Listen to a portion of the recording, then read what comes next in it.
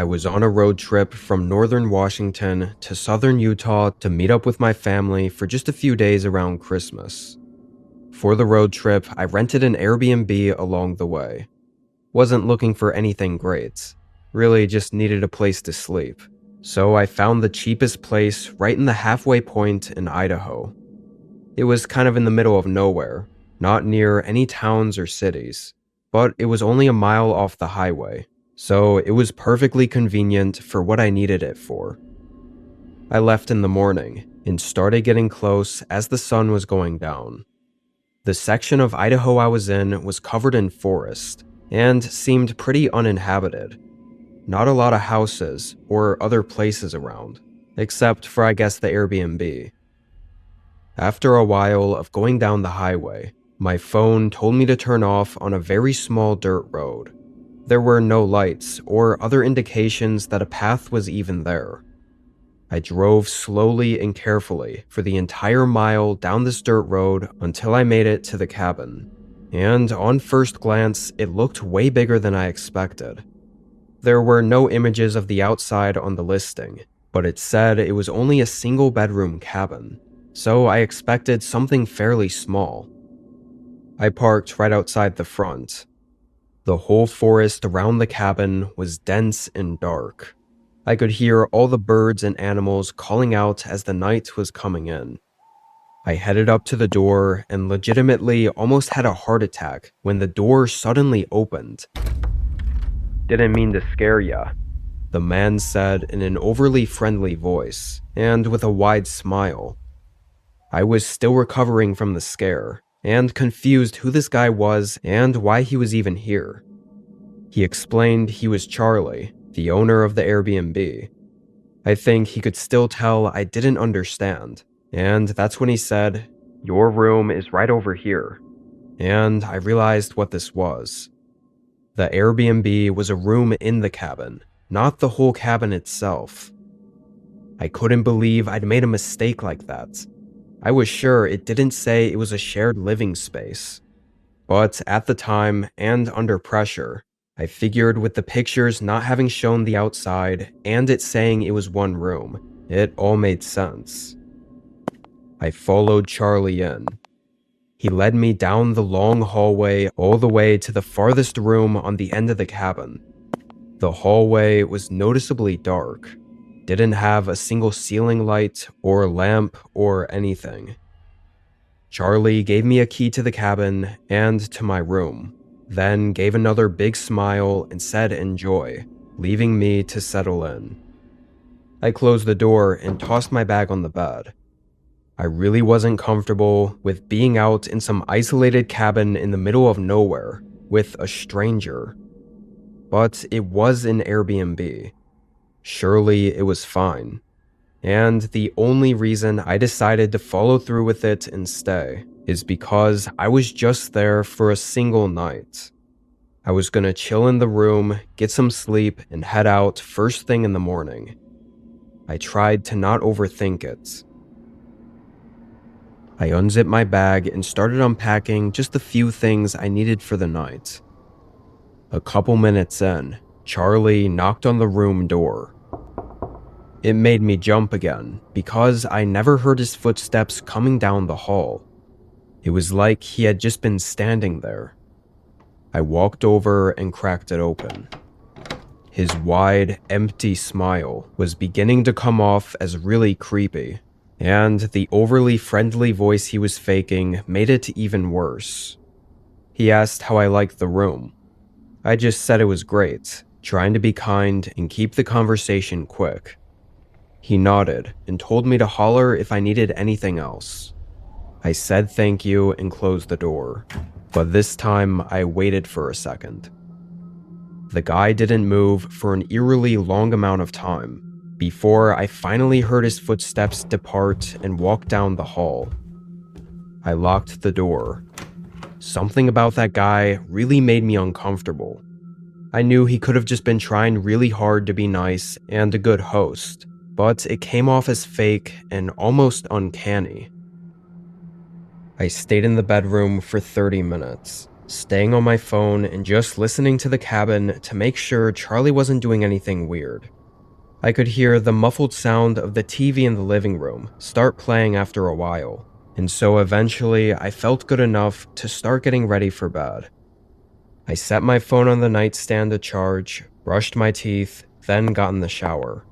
It was one of those old tub showers that looked honestly disgusting.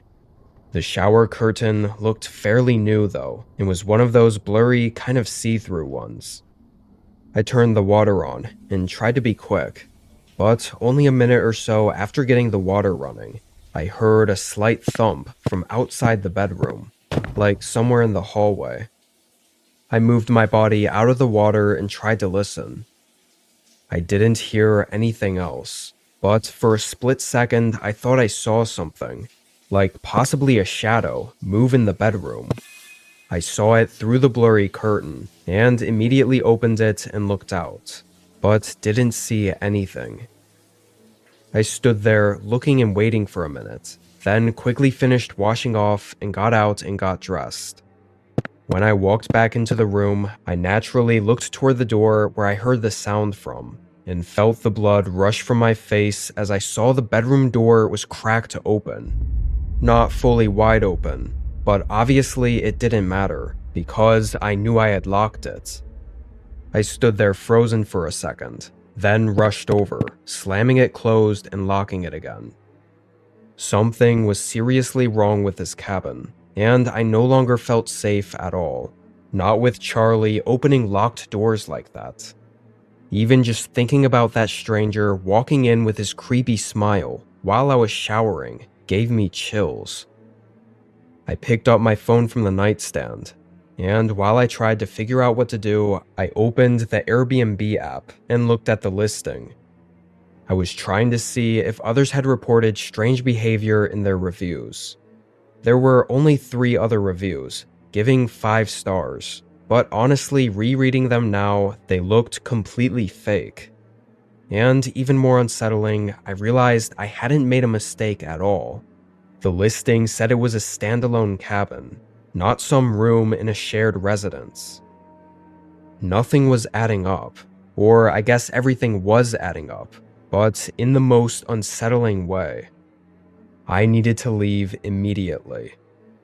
I packed the few things I had into my bag, then went up to the door and put my ear against it, listening to try and hear where Charlie was, and if I could make a quick exit without drawing attention. I heard the muffled TV still playing from the living room, which I knew was right next to the front door. But as I stood there quietly, I started to hear something else. Something soft, coming from inside the room I was in. I slowly turned around. I heard this low, raspy breathing from right where the bedroom closet was. I threw the bedroom door open and sprinted out of there. The living room was empty as I ran past it and right out to my car. I drove dangerously fast down the rugged dirt road until I made it to the highway, and after calling my mom in a panic, she convinced me to make a report with the police. I did, but I'll save you all the unimportant details, because let's just say nothing came from it. His disturbing, creepy behavior wasn't provable, and the only thing he actually got in trouble for was listing the cabin incorrectly on Airbnb. And just to add to the creepiness, Charlie wasn't even his name. Thankfully, the listing was removed for false advertising, and I never saw it get relisted, so hopefully no one else has to go through that like I did. Can't even imagine what would have happened if I didn't leave the cabin that night.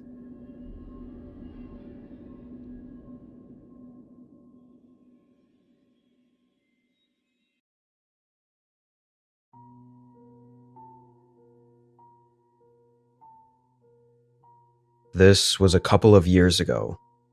I was 23. I rented this cabin because I wanted a stress-free vacation. It was early winter, I think 2 weeks after Christmas, which I guess is off-season for these kinds of cabins, so I got a really good deal on it. When I arrived, the first thing I noticed was how completely silent it was. If you haven't been to an isolated cabin or spot in the woods in a while, the lack of any sounds is really strange at first. Calm, but also a bit unnerving, acting as a reminder to know just how alone you are out there. Anyway, the cabin itself was exactly like the pictures. Simple and a little old, but overall cozy. I unpacked slowly, made a quick dinner, and spent the night reading by the fireplace. Nothing happened that night. I just went to sleep and woke up feeling great in the morning. I made breakfast and coffee, and stayed in for the whole morning and a bit of the afternoon, before getting a little bored. I noticed when I got there that the owner had a rough map hung up next to the front door of a trail behind the cabin, so I decided this was a good time to check it out. Looked like it was just a couple of miles, and from the owner's description was just a simple walking path. I got my jacket and headed out. It was pretty clear right away that this wasn't some nice, well-maintained trail. I think the owner might have made it a few years ago and never touched it again. It was mostly overgrown and very hard to keep track of. And oddly, on the map in the cabin, it only showed a single trail, basically just a loop through the woods. But halfway down, I came across another path splitting from it. I didn't see anything down that way in the distance, but curiosity got the better of me, and I decided to check it. I had nothing better to do anyway. For the first 5-ish minutes, I didn't see anything. Had no idea what the trail could have possibly been there for, or how it was even made. But then I came across a section of the path covered in thick brush. And after pushing my way through it, I found what was at the end. There was another cabin. It was old and rotting, moss on the sides, and dilapidated to the point it was clear that it hadn't been taken care of in decades. It was just about the creepiest looking cabin I'd ever seen, and it being out in the middle of the woods, not all that far away from the one I was staying at, only made it more disturbing. I walked up closer to it and peered into the doorway, which was missing the actual door. It looked the same on the inside as it did on the outside, completely in ruins, and even smelling like rot and mildew. Dust covered every inch of the place, but the one odd thing I saw that stood out the most was a line of footprints on the floor, like scuffs on the wood and in the dust that hadn't faded yet, like someone had been there somewhat recently. My immediate thought was that maybe some person that rented the cabin before had also found this place. But as I was thinking about it, something shifted in the side of my view. When I looked, I saw a black, open doorway. Black as in whatever that room was. It didn't have any windows or lights at all. It looked like a void of darkness past the doorway. Even though it was in the corner of my eye, I was absolutely sure I saw something move right there. I sort of panicked and just ran back to the trail, moving quickly until I made it back to the rental cabin. I couldn't help but have this feeling, almost indescribable, that something really bad had happened in that cabin, or was happening. I don't know. The gut feeling was strong though, and there was no way I was going back there. I locked myself in the cabin and tried to relax. I told myself that likely nothing would come from it. I texted the owner of the rental about the old cabin I found out there, hoping he would confirm it was just an abandoned place on his land and nothing to worry about. An hour later, he texted me back, and I thought his response was strange. He responded with just a single sentence, saying there were no other cabins nearby in the woods. I didn't know how to respond to that, because I just told him that I found a cabin back there. What did he mean there weren't any other cabins? It was like he didn't believe me, or didn't want me to know anything about the cabin I found, almost gaslighting me. I didn't end up saying anything else to him. Over the rest of the afternoon and later into the night, I was able to settle back down and almost forget about that other cabin. Think I eventually was able to convince myself it was just an abandoned, vacant, and forgotten place. No more, no less. I made dinner, had a few drinks, and sat by the fireplace. It was probably around 11 or so, because I know I was staying up pretty late. And really just out of nowhere, that feeling came back. My stomach tightened, and that aching, awful gut feeling grew inside me again. It was very sudden. I sat up from the couch and started looking around, but everything was dark and quiet. So I got up and looked out the window, thinking maybe I unconsciously heard something. The woods were dead quiet. No movement, no sounds. Even the trees were perfectly still and motionless. How calm it looked out there was unsettling. I felt paranoid, which isn't a feeling I was used to. Honestly, that might have been the first and only time in my life I'd ever felt that way. I stared out the window, looking at the dark entrance to the rugged trail behind the cabin. And then, after 5 minutes of waiting, I heard something. A few leaves crunch, or sticks snapping right outside of the cabin. Someone was out there, walking around. I followed the sounds, moving toward the front door. I faintly heard the thumps of the person step onto the porch and go right up to the door, and then it went quiet. After 30 seconds, I quickly pulled my phone out, and for some reason, instead of calling the police, I texted the owner, telling him someone was outside the cabin right now, and asking if he knew who it was, or if someone was supposed to be here. I don't know why I didn't just play it safe and call the police first. I think it just felt weird to call the police to someone else's cabin. But eerily, as soon as I sent the text, I heard a phone chime right outside the front door of the cabin. My gut feeling instantly got even worse. It was the owner outside, but why the hell was he here? And why didn't he text me first? Why was he just standing out there? Something wasn't right about any of this, and I knew in the back of my head that this all somehow connected back to the abandoned cabin out there. Even after I heard his phone chime, he didn't text me back. I dialed 911. There were a couple minutes after I got off the phone with the police that I just stood still, waiting in the eerie silence, knowing he was still right outside that door. My biggest fear was knowing that he had to have had a key to the cabin and could just walk in if he wanted to. But for some reason, he didn't. It felt like he was out there, debating whether or not to do something. Eventually, I heard a few thumps on the porch, and then it remained quiet until police arrived. I told them everything, and also showed them the messages on my phone. They immediately went to the owner's main address to talk to him, and he wasn't there. Didn't answer the door and didn't answer his phone, which, if it was him outside the cabin, this all made sense, because there was no way he could have gotten far just walking through the woods. Over the next few days, when they finally got him to talk, he still denied everything. Said he wasn't even at the cabin, and didn't know anything I was talking about. The officers agreed this was all super fishy, and seemed like he was up to something.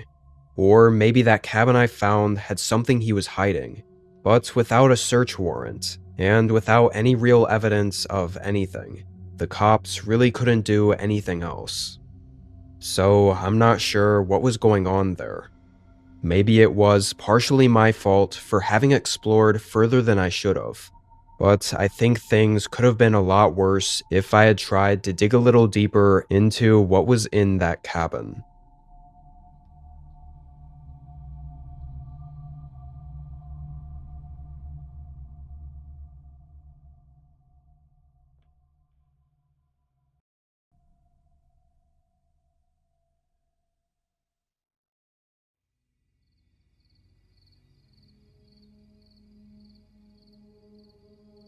I lived in what you'd call your typical cabin in the woods.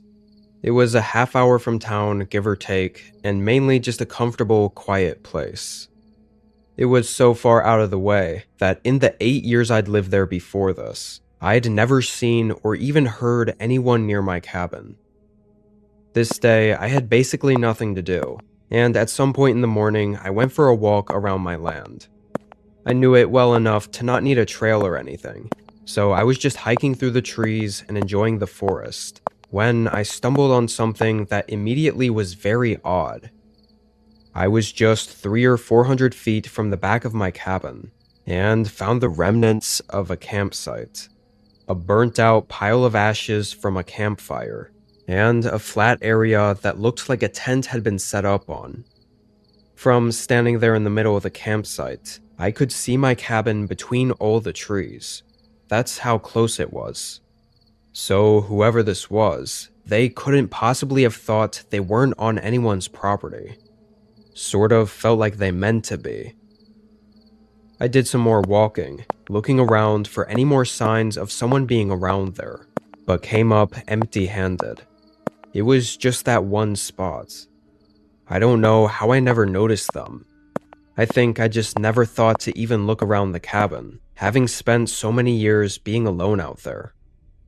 But the rest of the day I didn't see anything, and even at night I checked the windows and didn't see any clear signs of a campfire or anyone being around. The next few days were all normal. It was a Saturday night that I decided to drink for a bit on my back porch and enjoy the calm forest, when I saw an orange glow flickering in the trees. It was from the same spot as where I'd seen the campsite at, and from the light, I was 100% sure it was a campfire. I got up, and probably against my better judgment, started walking over there to confront them, or at least tell whoever was there that this was my property. I was gonna try to be nice about it, too. Maybe even let them finish camping the night just to not cause any inconvenience, and keep the whole interaction friendly. I really should have gotten a flashlight first though, because as I walked up, I could barely see anything aside from the warm glow of the campfire. And when I got to the campsite, it was empty. No one was there.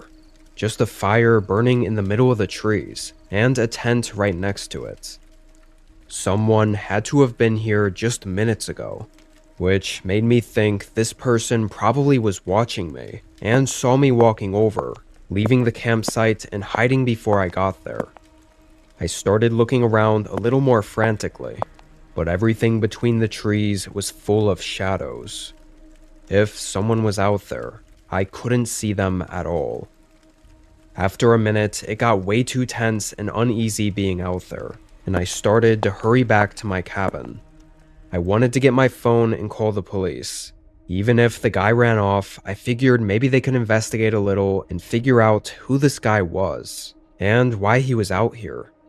But I stopped right in the middle of the field between the woods and my cabin. My front door was wide open. The realization hit me that whoever was out here had entered my cabin while I was at the campsite. Knowing I'd been lured out or tricked and had nowhere to really go, I was horrified. I couldn't call the cops or hide in my cabin or run to get help. I just stood there in the middle of the field, stuck and unsure what the hell to do. I mean, there was nowhere to run. I needed either my phone or my car keys. I slowly crept closer to the cabin, and I noticed that all the lights in the cabin were turned off now, too. It was completely dark in there. I got right up to the front door and peered in, but didn't see any movement. "Who's in there?" I waited several seconds for any sounds, but heard nothing. So I took a couple steps in. My own heart beating felt like it was so loud, and every sense in my body was spiked up from the adrenaline. My car keys were closer than my phone was, right on the end table near the kitchen. I'm pretty sure I left my phone on the other side of the cabin in the bedroom, so I decided to just go for my car keys. After building up the courage, I quickly moved over to grab them. As I got up to the table, I saw something in the kitchen. A figure, hidden in the dark, shadowy corner of the kitchen, watching me. I bolted back toward the front door, hearing his heavy footsteps running up behind me. I slammed the door to buy me some time and hurried into my car. The man didn't let up at all, still sprinting at me as I turned the car on and started backing out. I had to do a 3-point turn, and he caught up just enough to grab one of the door handles and open it slightly before I pulled away. I made it out just milliseconds before he could get in. I drove all the way to the police station in town. The whole drive, all I could think about was how close that encounter was, and that man was still at my cabin. He could be doing anything, and there was nothing I could do to stop him. And obviously, that anxiety was with me during the whole time I waited at the police station for word back on the officers they sent to investigate. And I almost couldn't believe it when one of the officers reported back that the person had attempted to burn down my cabin. They found the fireplace raging, loaded with a mountain of wood that flooded into the whole living room. It's a miracle the floors or ceiling didn't catch, and the officers that were there were able to tame it enough to keep it at bay until the fire department could smother it. The only evidence left behind of the man was the ashes in his campsite. Everything else, including himself, was gone without trace. The whole thing was elevated to such a horrifying level, knowing he was trying to harm me, and had probably been stalking me for days, or weeks, watching my cabin from the woods. And I didn't have any idea who he was or why he was doing any of it. I didn't stay at my cabin for a single night after that, having movers pack and move everything to a new place far away from there. The crime investigation went on for months after that, but without new leads, it didn't ever come to much, and ultimately things fizzled out. I don't think I'll ever know what was planned for me, or how bad things really could have gotten out at that cabin.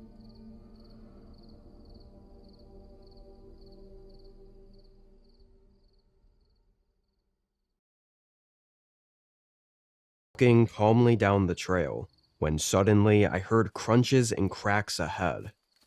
I looked up, seeing something move in the trees far down the trail I was on.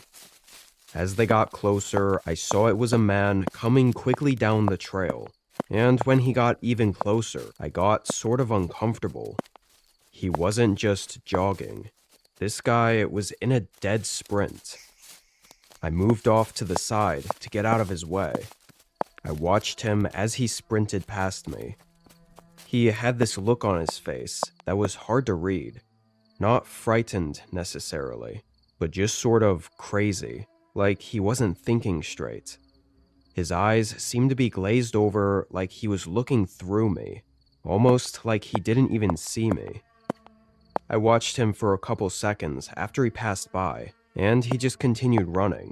So I got back on the trail and started walking again. It was so strange, though, that after maybe 30 seconds, I did a double take and looked behind me again. I felt my stomach drop. The man was far down the trail, but he had stopped running. He was standing still, staring right at me. I quickly moved my eyes back forward and kept walking, scared to look back until another 30 seconds had passed. And when I did, he was gone. Not on the trail, not anywhere. Just gone. Obviously, I wanted to get away from that guy, because he was acting pretty unsettling, especially for being out here alone with him. But after a few minutes of walking further down the trail and into the woods, I started to wonder if he was running from something, and if I was walking toward whatever it was. However, my only other option would have been to turn back and go in the direction of the guy, who kind of freaked me out. And again, he didn't really look scared of something. He just looked crazy. So I took my chances and continued hiking to the campsite. I looked behind me every couple of minutes, still uneasy about that guy, but I didn't see any signs of him. I made it to the campsite and set my stuff up. There wasn't really anything distinguishing about the campsite I was at. It really was just a spot in the middle of the trees. No campfire rings or landmarks. And usually the quiet, soft sounds of the forest would bring me peace. But this time it felt too quiet, like something was out there. I continuously wondered if I had made the right choice to stay here, rather than turning back. I kept telling myself the man might have just been doing sprints for a workout or something, and I just overanalyzed everything. But really, I knew I was just hoping if I told myself that over and over, maybe I'd start to believe it. The sun got lower, and the already calm and quiet woods grew even quieter, nearly silent. Every slight rustle of leaves in the distance was easily audible. I cleared out a spot and built up a very small campfire, giving me at least a bit of light once the sun was fully gone. It had to be an hour past sundown when I heard a very familiar sound that instantly made the hair on the back of my neck stand up. Footsteps sprinting through the woods, maybe 100 yards out from the campsite. Too far to see anything, but I was sure it was human footsteps, not just some animal. Each step was distinct. The sound stopped after just a short burst, though, like they had run a little ways, then abruptly came to a stop. And it was silent again. I thought the campfire would give me comfort, but now it just felt like it was giving me away, showing exactly where I was and making me easy to spot. And even though whoever was out there likely already saw me, in the heat of the moment, I made the horrible decision to quickly smother the fire. Suddenly, it was pitch black. I stood still, waiting for any sounds, hoping to hear the person walk away, or even run away. I didn't care as long as they left. Every minute that passed just got me more nervous, though. And then it happened again. Someone sprinting, but this time directly toward my campsite, and much closer. But then they abruptly stopped again. It felt like they were so close, nearly right in front of me. I stared at the same spot in the darkness where the sound came from, until my eyes slowly adjusted and could make out the shape of a figure standing there. The person was halfway behind a tree, standing still, and I couldn't see much details of their face, but from the way they stood and were clearly looking at me, it was almost like they were observing me. Nothing a normal person would be doing, and I really couldn't tell if it was a man or woman, but I was pretty sure it wasn't the same guy I saw running on the trail. So either there were multiple people running around out here, surrounding my campsite, or this is what the man was running from. I was scared to move. I didn't want to speak either, because I knew my voice would be shaky, and I didn't want to give away just how scared I was. It felt like both of us stood motionless, staring at each other for a whole minute, until the figure started backing up. Even just a couple steps back, they had entirely disappeared in the darkness. And just as eerie, their footsteps quietly faded too. They must have been quietly walking barefoot, intentionally not making a sound. Since the moment the figure moved away, it stayed silent for a long time. My adrenaline pumping made it hard to tell just how long. It felt like hours, but realistically, I think it was probably around 30 minutes. I didn't move for that whole time. When I finally did, I knew I had to leave. I blindly dug through my backpack and got my light out, then started taking down my tent. I stayed cautious while taking it down and repacking everything. The light I had wasn't great, really just enough to see what I was doing. Definitely not enough to be searching around for the person in the woods. They could have easily been just 15 or 20 feet from my campsite still. I didn't know what intentions they had, but I hoped by leaving and not looking threatening, they would leave me alone. I started back down the trail. Although I never saw anyone again or heard any more footsteps, knowing how silent they were moving near my campsite, I was still on edge, and they very well could have been following me. Even just that thought of them creeping behind me, following me through the woods, was enough to keep my adrenaline going through the whole trail. When I got to my car, I quickly got in and drove out of the forest, not sticking around for a second longer than I had to. And it wasn't actually until the following day that I noticed some scratches on my car door, and the handle on the passenger side was broken, like it had been pulled on so hard that the latch snapped and left the handle unusable. That was the final nail in the coffin to get me to call the police. But aside from my report, it led to nothing significant. I don't know if it was the man I saw that tried to get into my car, or if it was whoever was out in the woods watching me. That single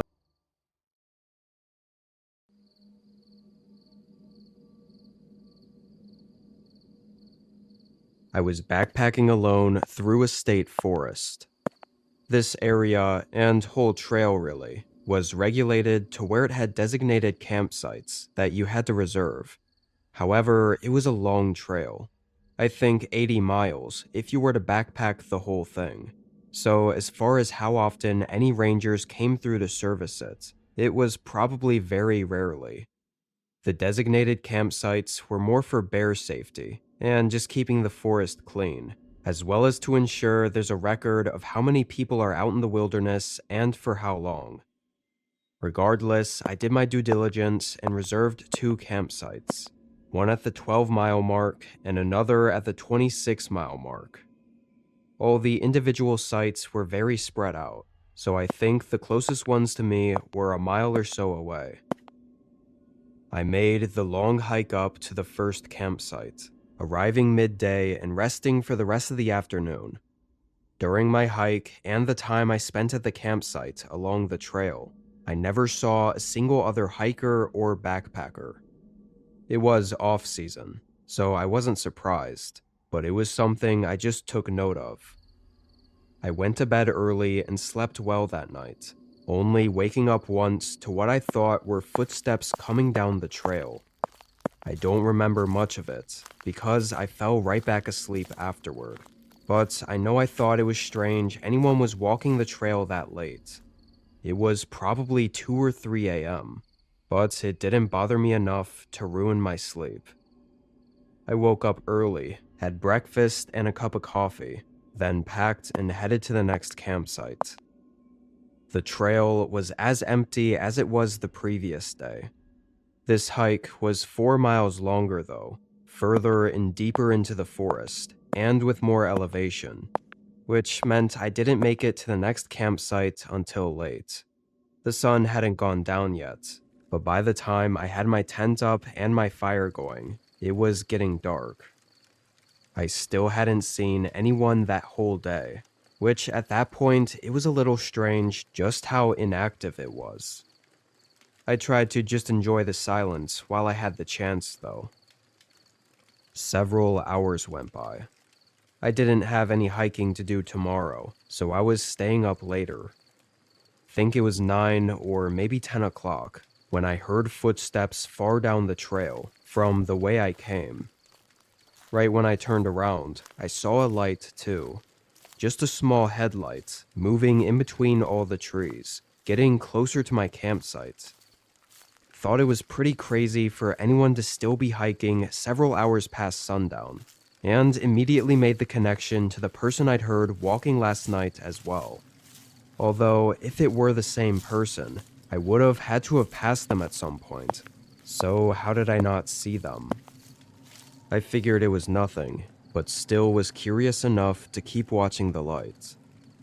The person got closer, until suddenly the light stopped moving. It looked almost like the light was facing toward me, and then a couple seconds later, it moved and veered off the trail, going into the forest away from my camp. And maybe 20 seconds later, it turned off.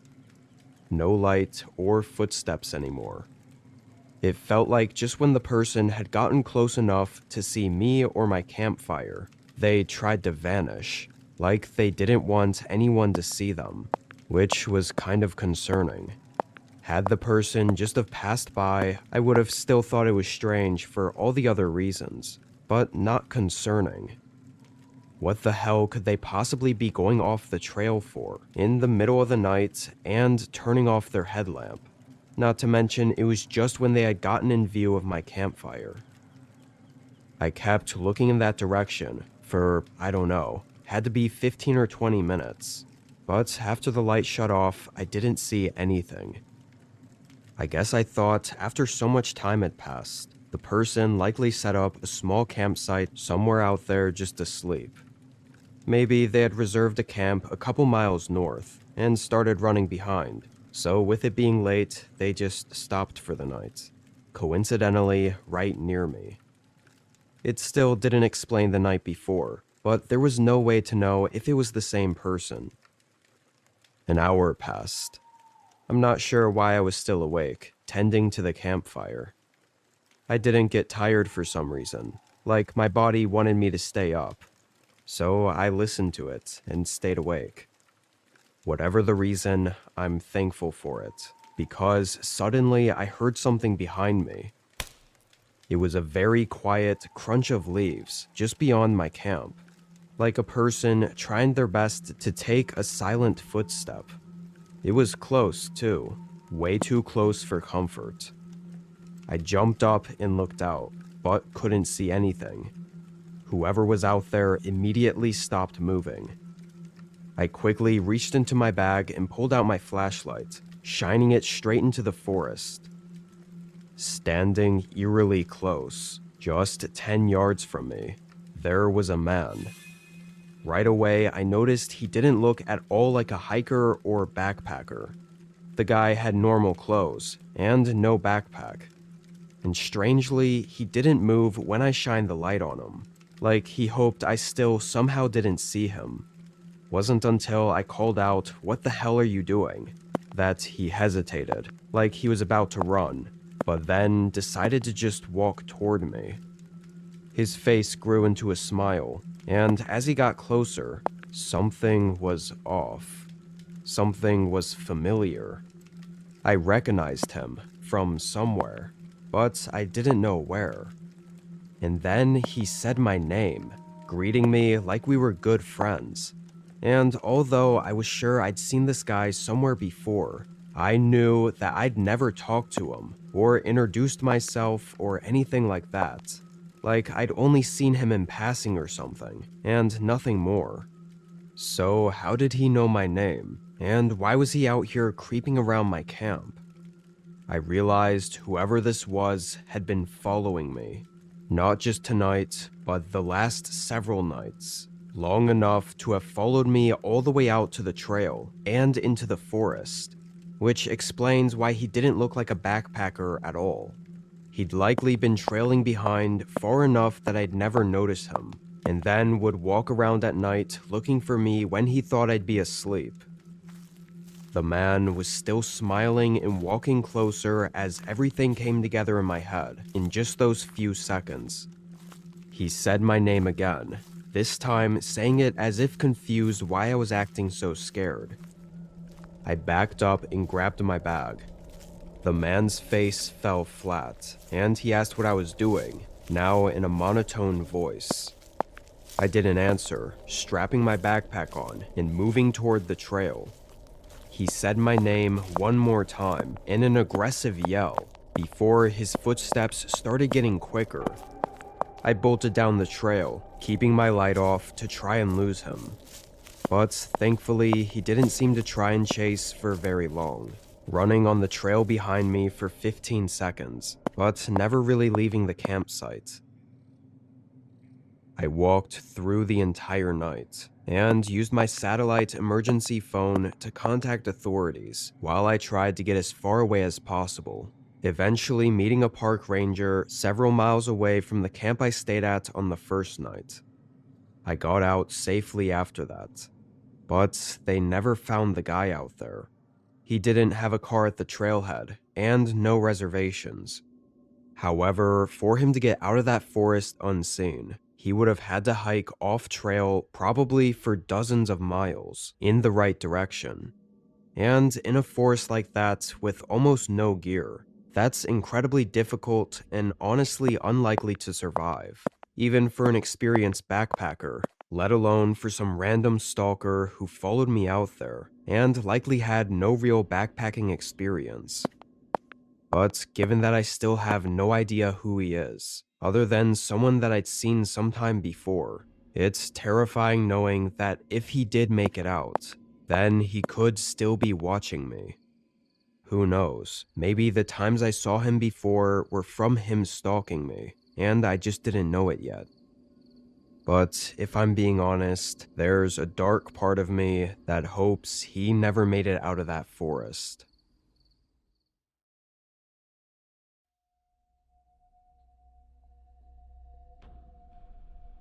A few years ago, I was in between jobs and not having all that much to do. I thought I'd rent a camper van and go on a long extended vacation. I ran all the numbers, and while I could have used my savings and flown somewhere nice for a week, with a van I could take a 3 or 4 week vacation. And I wasn't a city person either.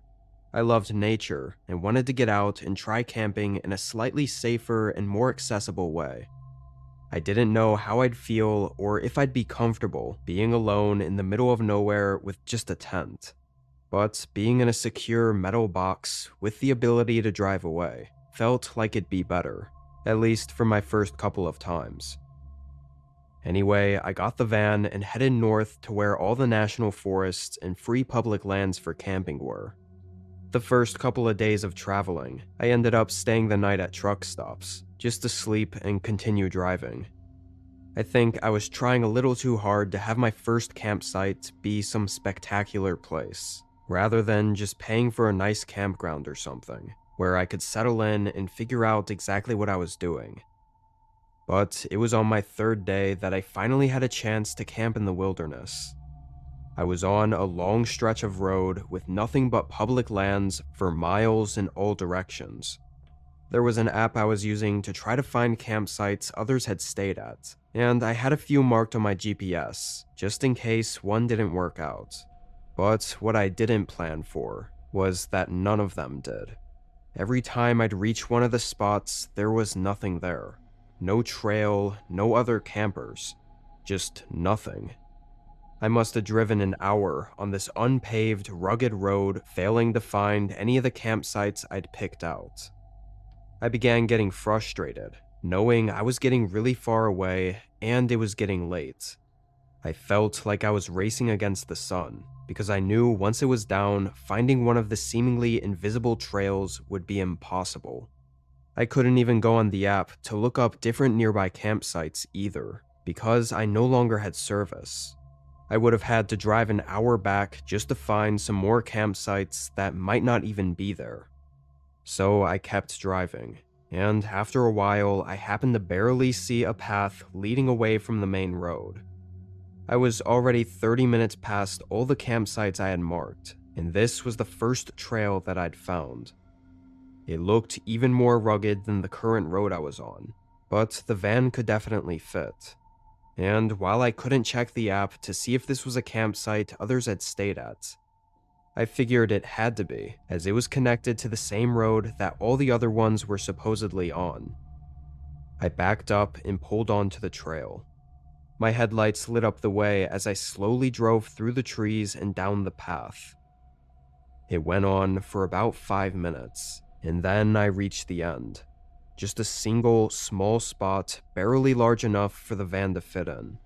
There were no other little paths going to different campsites. It was just this one, which to me, for my first time being out in the wilderness, was unsettling. I hoped wherever I'd stay would have other campers nearby just so I'd feel comfortable. Being entirely alone just felt a bit much for my first time. I stayed parked for a few minutes, sitting in the front seat still and looking out into the woods. There was this really dreadful feeling in me about this place. I hated how alone I felt, and my gut was telling me to leave, that something wasn't right. On any other normal day, I would have pulled out, reassessed, and found somewhere else to go. But I was so frustrated that I just settled. I also thought since it was my first time being out here, maybe my mind was panicking more than it should be, simply because I was out of my comfort zone. I turned off the van and moved to the back. It was already dark out, so there wasn't much I could do outside of the van until the morning. I laid on the bed for a minute to relax after the drive. But then I heard crunching steps outside the van, and before I could even get up, there was a loud knock at the driver's side window. I'd only been there for a few minutes, so I was sure it had to be another camper. I must have missed them while driving down, or just didn't see the other campsite. I walked up to the front and saw a man standing by the door, peering through the window at me. He gave a short, sort of awkward, not trying to bother you smile. I asked if everything was okay. He said yeah, that his name was Mike and he just wanted to swing by and say hello to his neighbor before it got too dark. Now, of course, I was new to all of this, so I wasn't sure if this was common courtesy or what. A few things struck me as strange though. One is that I still had no idea where he was camping or how he was this close to where I was. And two is that it was already dark out. The sun had been down for a while. Lastly, the man was very twitchy, shifting around a lot, and his eyes constantly darted over my shoulder, like toward the opening into the back of the van, kind of like he was expecting or waiting to see someone else come up behind me, which just made me more nervous about being alone. I said thanks for stopping by, being nice, but trying to cut off the conversation because of the weird feeling I was getting.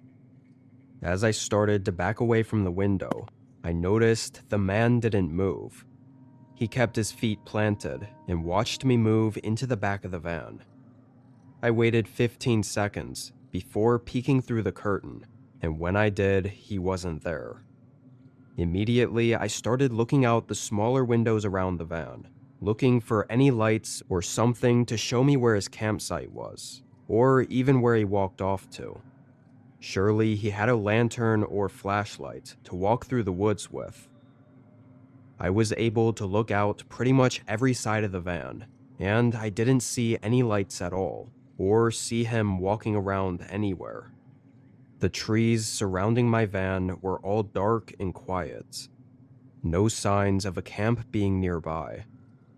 I thought about leaving again, because of course it didn't feel great being alone in the middle of the woods with this guy that gave me a strange feeling. But I thought if I could just see where he went or where he was staying, I'd feel a lot safer, like he wouldn't be able to sneak up on me so easily next time. I checked out the windows for maybe 20 minutes, circling around and never seeing a thing, before I realized if I couldn't figure this out, then I would have to leave, and I really didn't want to go through all of that again. So I decided to get a better look. I went to the front, opened the door, and stepped outside. It was extremely quiet, and nearly pitch black in all directions. Even the trail I came down was hardly visible. I stood there and turned my head, looking around for any signs. I felt this looming, uneasy feeling in the air that made my whole body have chills. Again, my gut was telling me to leave, and that's when I heard a short shuffling sound from right behind me. I moved to the other side of the van and looked around, not seeing anything. The sound came from right behind me, though. I hesitated, then slowly knelt down, looking under the van. I only caught a glimpse of the man's eyes looking back at me before I jumped up and ran back inside. I heard him call out, and the van shook a couple times as he crawled out. I only got in a couple seconds before he jumped up and started banging on the door. He was still twitching in strange ways, and his eyes had a savage, animalistic, violent look. It almost reminded me of animals with rabies. That's how insane he looked. He was punching the window with everything he had. I turned the van on and started driving. I could hear him trying to grab onto the van, still trying to get in. The trail out was rough, and I really couldn't afford a flat tire or getting stuck with this guy chasing me. So several times as I was trying to get out, the man caught up and tried to break in still. But it was around halfway that I'd gotten enough distance and was able to get back to the still rugged but better road. I drove 2 hours back to a small town. I didn't sleep at all that night, thinking about what had happened. I genuinely think if I had stayed or the man had gotten in, I never would have been able to leave that forest and probably never be seen again. The look in his eyes and the crazy, sadistic behavior he had once I found him hiding still terrifies me to even remember.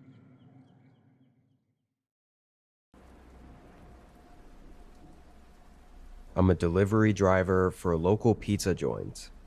I turned 17 just a couple months ago and decided to get a job just to get some money and have some work experience. This seemed like one of the easier jobs, and better than standing around behind a counter being bored all day. Every night did sort of feel the same though, often even driving the same routes and delivering to the same houses for all the regular customers. Only nights that felt different were the weekends, because a lot of random people would order, and our store would offer delivery until 2 a.m., so I worked extra late. This was on a Saturday. There was a decent-sized storm overhead, which in a lot of other jobs I'm sure it meant the day would be slower. However, not with this job. People didn't want to go out, so they had more incentive to order for delivery. At least I made good money on tips though. It stayed very busy all the way until 11 or 12ish, then it finally died off a bit. I actually had time to walk into the shop and take a break while we had no orders. I never really had anyone to talk to though. All the other guys at the shop were older, like 30s or 40s, except for a few college kids that weren't working that night. So, of course, when the next order came in, they sent me out to deliver it, even though the other delivery guy had been hanging around the shop talking for a whole hour. I just did my job though, taking the order and getting in my car. It was to a street name I didn't recognize, but the GPS said it was 20 minutes away. I figured I'd drop it off, then take the long way back, just to kill time and maybe not have to do any more deliveries for the night. I started heading over. As you'd expect, by this time of night, almost nobody was on the roads. In this context, it seems kind of eerie, but at the time, I always found it calming. The neighborhood this house was in was pretty standard for houses around here. It was mostly wooded, houses far back in the trees with long driveways connecting to the street. Nothing too secluded for our town, but I guess compared to the kind of homes most people live in, these would seem like they were way out there. I turned down the driveway and parked at the end in front of the house. It was a large, older home with not a single light on. But as I was getting the pizza ready and about to get out, I saw a curtain move upstairs, like someone had just been watching me out the window. I see that a lot actually, while doing deliveries, for obvious reasons. But this time it felt a little more creepy because I couldn't actually see them since it was so dark in there. I got out anyway and started walking up to the porch and was quickly confused. There was another box left right on the porch, a pizza box from a different local shop that I'd only heard of a few times before. I didn't see any cars leaving the driveway, or even in the neighborhood as I pulled in, so it must have been there for a while, which was kinda weird. Even looked like the box was soggy, like all the moisture in the air from the rain had seeped into it already. I stepped around it and knocked on the door. I needed the payment, so I couldn't just drop off the pizza. I heard something shift in the house as soon as I knocked, and then it went quiet. Didn't hear anything for a whole minute, and then I knocked on the door again. This time it stayed quiet. I knew someone was in there, so after a minute I pulled my phone out and called the number on the order. Few seconds later, I heard a phone ringing inside the house. It sounded like it was just on the other side of the door, like someone was standing right behind it. But still, no one opened up. I was very confused, because I knew I'd seen someone looking from the window upstairs, and now with the phone. Surely someone was in there and had ordered the pizza. I was starting to get a really uncomfortable and eerie feeling. I thought about just leaving the pizza on top of the other one and leaving, when suddenly a voice called out from just behind the front door. "Door's broken. Bring it around to the side porch." It was a woman's voice, but it had a harsh, gravelly sound to it. I took a couple steps back, then walked around the house. There wasn't an overhang on the side of the house, so I had to walk through the rain with nothing to keep me or the pizza dry. Around the house, there was a side door that looked really worn and unused. If the other door really was broken, wouldn't this one look like it'd been used? I mean, there were even cobwebs or spider webs and dirt all over it, and the outdoor light above it wasn't even working. I stood there for maybe 30 seconds, already getting soaked. I didn't hear anything inside the house though. No footsteps coming up to the door or anything. I started looking around, getting an intense feeling that something was watching me. I could barely see anything without the house lights on. This feeling grew worse over the next 30 seconds, and I just knew something was seriously wrong about this. I dropped the pizza box and made a run for my car, getting in and leaving right away. During the drive back to work, I thought the other pizza box on the porch might have been the other delivery guy, having had something similar happen. He probably knew better, or had seen something else that told him to just get out of there. So with whatever plan those people had not working out with the first delivery guy, they had to order again from a different pizza shop. Clearly, they didn't care about the pizza anyway, leaving it out there on the porch despite being home. The only problem is I just can't figure out what the plan really was. Best theory I've come up with is that she wasn't alone. Someone else was there, maybe out in the trees, and bringing me to the side of the house would be sure there were no witnesses to whatever was going to happen next. I actually still work at the same pizza shop, but never have had anything happen even close to as disturbing as that. I hope I never will.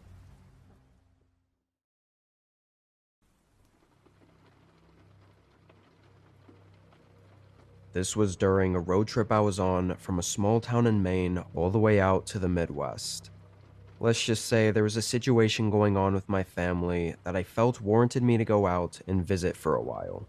So this whole trip wasn't well planned, and typically I wouldn't even drive. I'd just fly out there. But anyway, on my second day, I realized I was falling behind a bit. Guess all the gas station stops, meals, and just resting took up more time than I thought. So I tried to make up for it by driving further into the night. I was already in the part of the Midwest where there's basically nothing. Just straight, flat, and empty roads for miles on end. The rain came in slowly, eventually ramping up to a full-on wind and thunderstorm by the time it was dark out. I actually enjoy driving in the rain, but at night and in the middle of nowhere, not so much. Got bad enough, I pulled off at the next rest stop to see if it would slow down a bit before continuing the drive. I don't know much about rest stops, or have many to compare it to, but I thought this one was fairly decent. It was quiet, aside from the rain. No cars or trucks, and when I ran in to use the restroom, it was clean and nice. I got back in my car and sat the seat back, waiting for a while. No idea how long, because at some point I passed out. I woke up what I think was an hour-ish later to a bright flash followed by the car shaking and a huge lightning strike bursting my eardrums. I sat up and checked the time. 12:05 a.m. Then I looked around.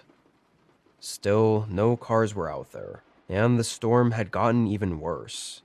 Or maybe it just seemed that way because it was so loud. The more I started to wake up and listened, I started thinking it was way too loud, like something was off about it. I looked behind my seat and froze for a moment. One of the back doors was open. The one on the passenger side just left slightly cracked open. Water was dripping onto the seats, and that whole side was soaked, so it had been open for a while. I didn't know how the hell that was possible. No way I drove for hours with it open, and I never opened it while I was at the rest stop. And obviously, no way it opened on its own. I did a double take, looking around the parking lot again, but there wasn't a single person or car or anything out there. My heart rate started spiking as I got out and quickly closed the door, then got back in. I was sure I'd likely left my car unlocked after getting out to use the restroom when I got there, being distracted by the storm and everything. But who opened my car door? And from the looks of it, nothing was missing. It's like someone just came around, saw I was sleeping, opened the door quietly and got in, then just left, probably not wanting to wake me up by slamming the door closed. I don't know what really happened while I was asleep, but I was way too creeped out to stay. I turned the car on and drove back onto the highway. It was still dangerous to be driving in this weather, but I just needed to get to another place to pull off at. I drove 20 minutes, thinking the whole time about how creepy and strange this whole thing was, before finding a gas station. It was alone, just off the highway, and I genuinely have no clue if it was closed for the night or vacant, but I figured it didn't matter. I wasn't gonna be there long, and definitely wasn't falling asleep again. Just needed to wait for the storm to pass. I parked right in front of the building. The place was about as unsettling as you're probably thinking. All the lights were off, and with the rain pouring down, I could barely see anything that wasn't directly in front of my headlights. I didn't have any service out there, so I couldn't do much on my phone. I locked the doors, and just sat there and stared at the fog and rain. Only 20-ish minutes went by, when I felt myself spacing out and looked around again to keep my mind occupied. And that's when I saw another car. It was parked only a couple spaces away from me. Dark black with tinted windows and all of its headlights off. I never saw it pull in. I had to wonder if this was someone following me, even though I'd never seen them before. Two really strange occurrences in the middle of nowhere during a storm seemed like a really big coincidence. Almost too big. I stared at their car for a minute, as if somehow it would help me figure out what they were doing here. But the sudden sound of the back door handle getting pulled startled me. I spun around and saw a figure standing by the window.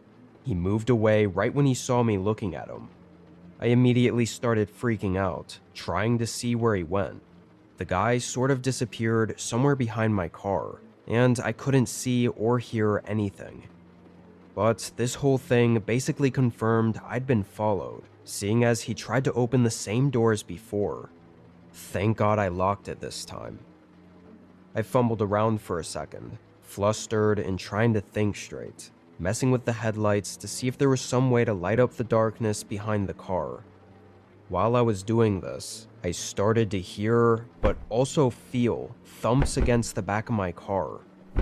He was definitely still there, hitting my car, or doing something. I finally came to my senses and just put it in drive. As I pulled out, I couldn't even see the guy. I drove just about 2 hours to a small town that I could report it to, and that's where I also checked the back of my car. There were scratches, dents, and pry marks on the trunk. It looked like they'd used a knife or something sharp to try to force the trunk open. I don't know if he was trying to get what was inside or if he was trying to get inside. Assuming this was the same guy, if he were just trying to rob me, wouldn't he have done it while I was sleeping and when he opened the door at the rest stop?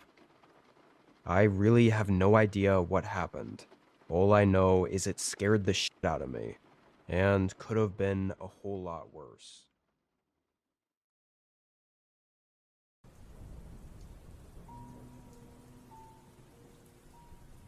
This happened just under 2 years ago. I was a park ranger for a large wilderness area that I'm not going to specify to remain anonymous, but it wasn't a commonly visited forest though.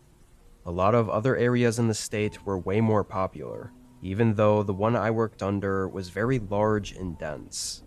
But with little visitation, the number of working park rangers was really low. My job varied, but often I'd be trekking up to campsites, keeping the forest clean, or occasionally doing search and rescues for hikers needing aid. Because people were allowed overnight camping and backpacking, our park always had several rangers working the graveyard shift just in case anything were to happen. I worked a lot of in-between shifts, usually getting off around midnight, to sometimes 3 or 4 in the morning.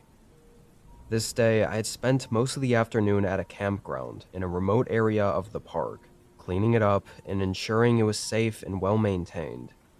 I had taken an ATV a good portion of the way down the trail, before it got more rugged and steep, and hiked the rest of the way to the campgrounds. While I was there, I didn't see any other tents or people set up at the camp. It was just me. I left just after the sun had gone down, hiking in the dark back to my ATV, then riding it carefully back down to the lodge, where I was stationed at. The lodge was no more than a small cabin, with a wood stove and a desk with a heavy-duty radio to contact other rangers or authorities with. An hour after I got there, rain started coming down. We got storms pretty often here, so this was nothing out of the ordinary. I brewed a coffee and sat at the desk, taking notes of the campground conditions I was just at. A couple hours passed, when the radio suddenly clicked on and a ranger's voice came through, asking if I was there. I picked it up and asked what he needed. The ranger asked if I had seen someone at the campground I was at earlier. I said I didn't see anyone, not even a tent or sign of anyone having been there recently. There was a long 30-second pause before he responded. His voice sounded reluctant, saying he might need me to go back out there and take a look around. He seemed not too worried about it, but supposedly the ranger station had gotten a satellite SOS ping from someone, and the location of it was on the trail I was just on. I, of course, was the closest one. The other rangers were at least an hour away, so I was on my own for this one. He mentioned he didn't get any text or anything, though, and usually when we get an SOS alert without any follow-up messages or responses, it's just an accident. Sometimes the buttons on those little devices get clicked while in someone's backpack without them knowing, but it's always best just to check it out in case there is a problem. Unfortunately, this time it happened to happen on a night it was pouring out. I grabbed my radio, raincoat, a headlamp, and a heavy flashlight, then left the lodge and started walking. ATV was no use in weather like this. It would have gotten stuck before even making it to the trail. I confirmed with the other ranger where the general location of the ping came from, and he said it was 2 miles up the trail, but because it was only one ping, they didn't know which direction they were going in. The walk took almost 45 minutes, which, given the conditions, was fairly quick, but I did get worried about if someone was out here walking around, maybe an inexperienced hiker or something, because even with my high-powered headlamp and flashlight, and familiarity with the trail, it was incredibly difficult to navigate the forest through this storm. The trail was hard to keep track of, and definitely without proper clothing, this could be really dangerous.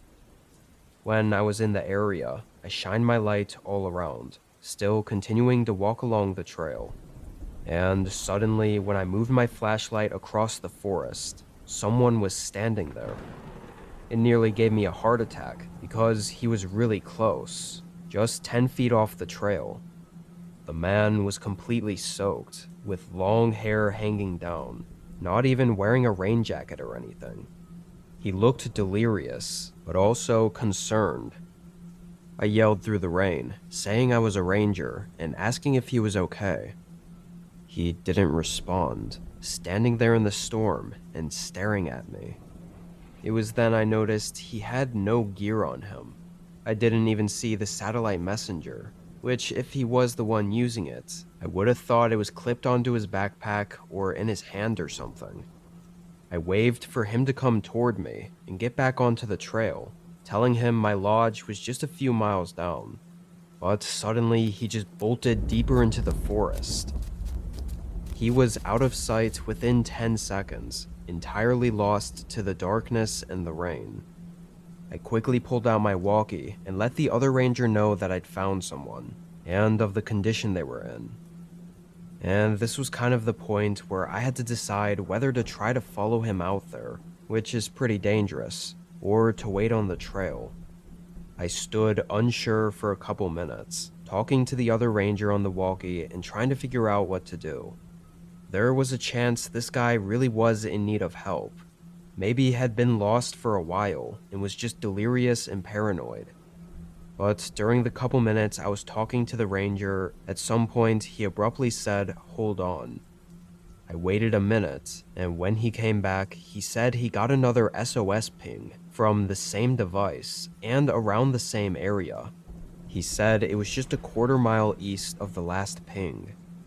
That was directly where I saw the man running into the forest.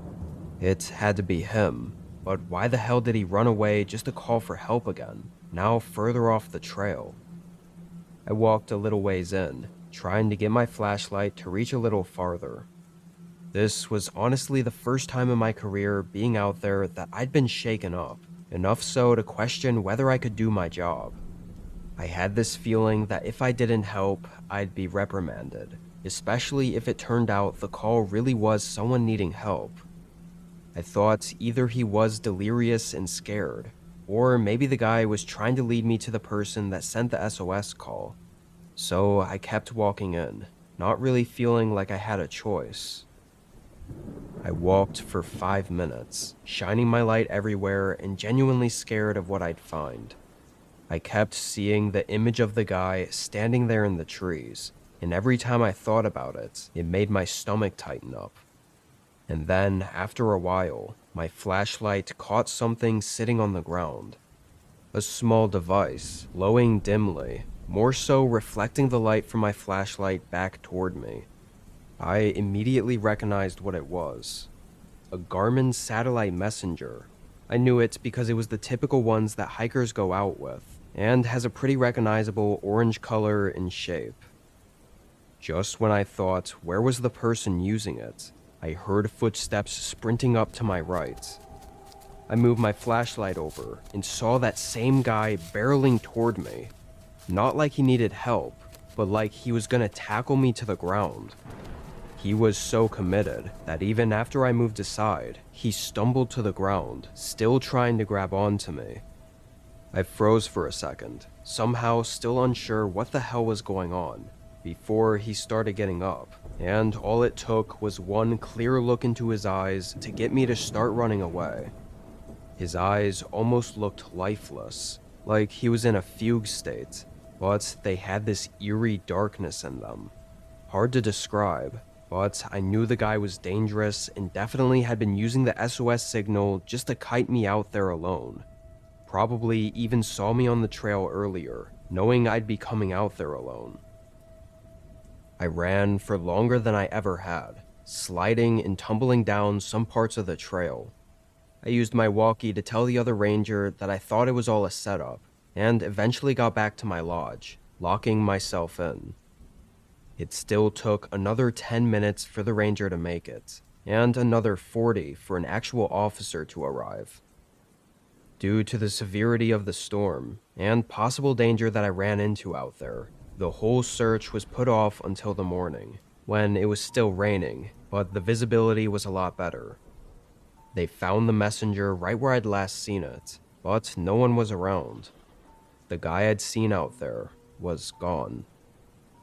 What really gets me is he didn't look like he had anything, let alone a safety satellite messenger, which makes me wonder where he got it from, or who he got it from. Those things are pretty expensive, so if he didn't have any other hiking or backpacking gear, it'd be really strange if that was the only thing he had. But I worked there for a while after that, and nothing ever came up. No more sightings of him, and no unreported SOS calls. I left almost exactly a year after it had happened. I guess never fully recovering mentally from it, constantly thinking about that night over and over. I just know I was really close to something horrible, and the thought of being out there again if something similar were to happen was terrifying. I don't think there ever will be because the whole thing was swept under the rug, but if there is an update, I'll let you know.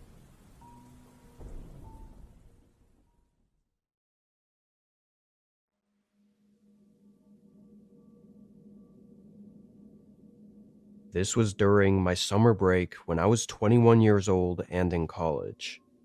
It was my first break since starting college that I actually decided to stay in-state rather than going back home to live with my parents for the 3 months out of school.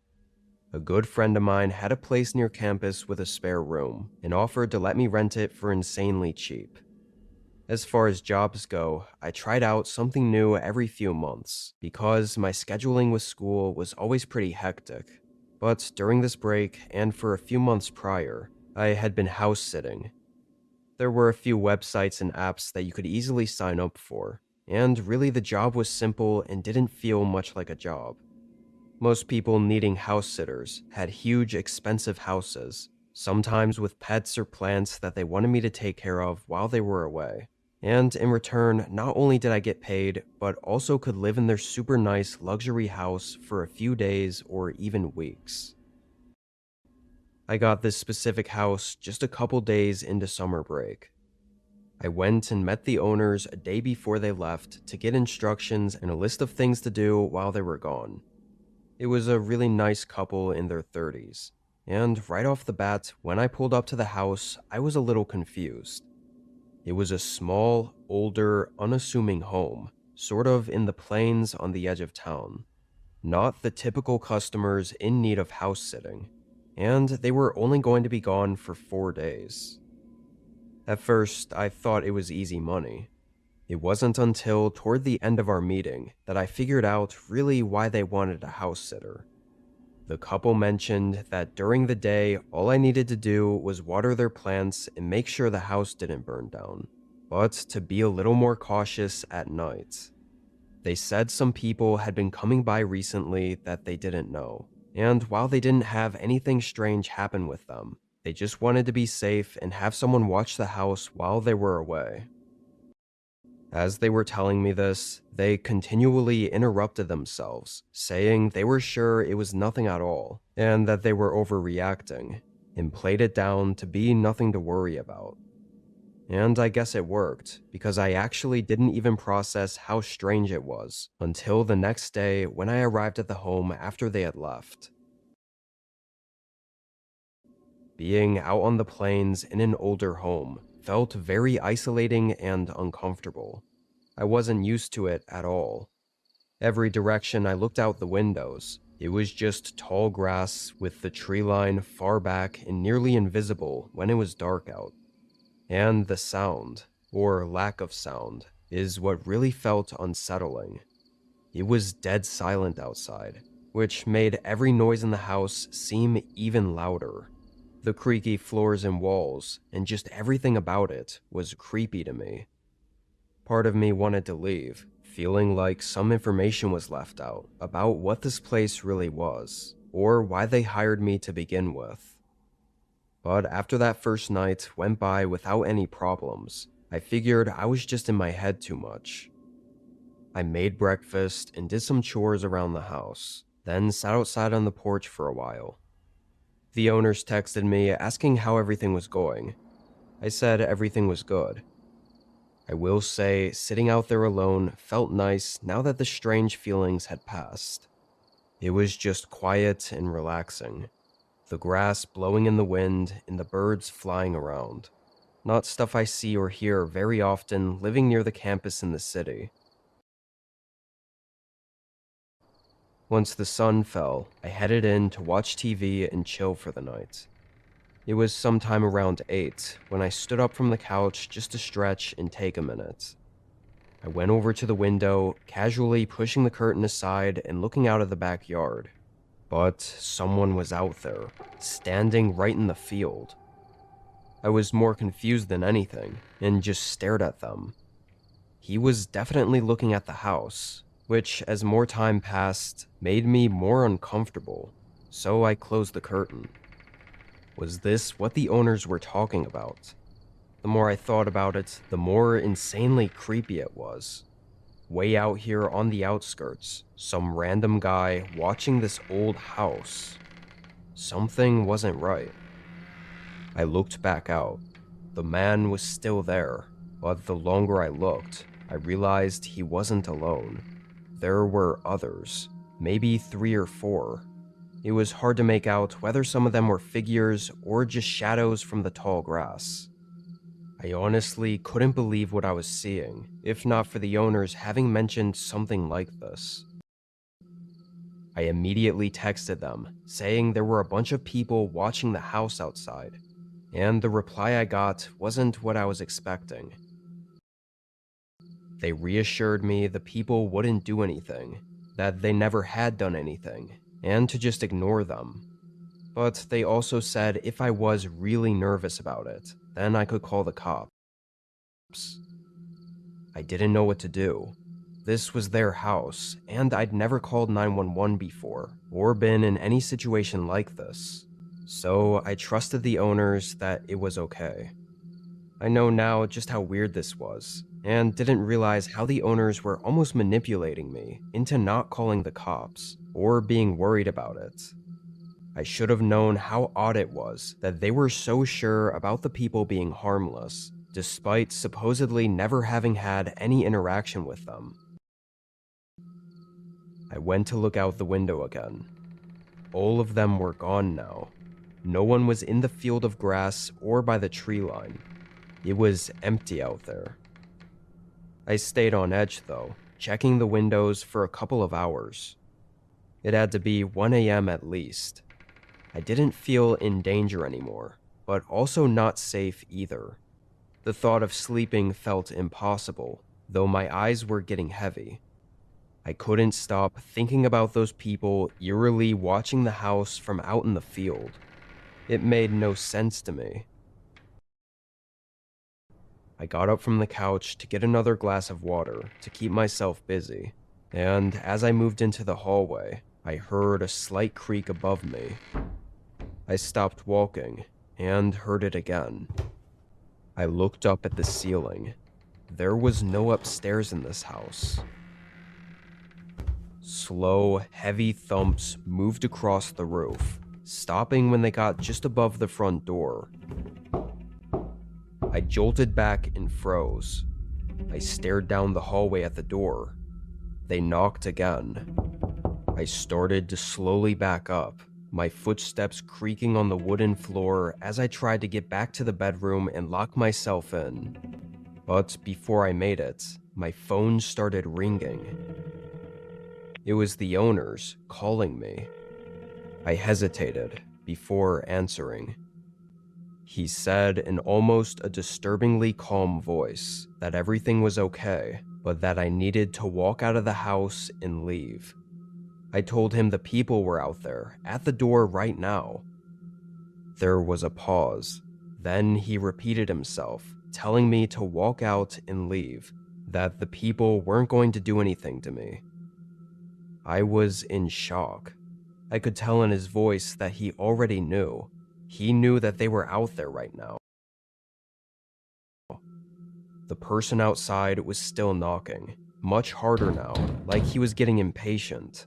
And I could hear multiple others moving in the grass around the house. I knew I was running out of time, and my only choice really was to listen to the owner and leave, hoping he was telling the truth. I walked over to the door. When I got up to it, the knocking stopped. I opened the door. There were two older men there, both looking rugged and with straight, emotionless faces. Footsteps were walking through the grass somewhere to the side of the house.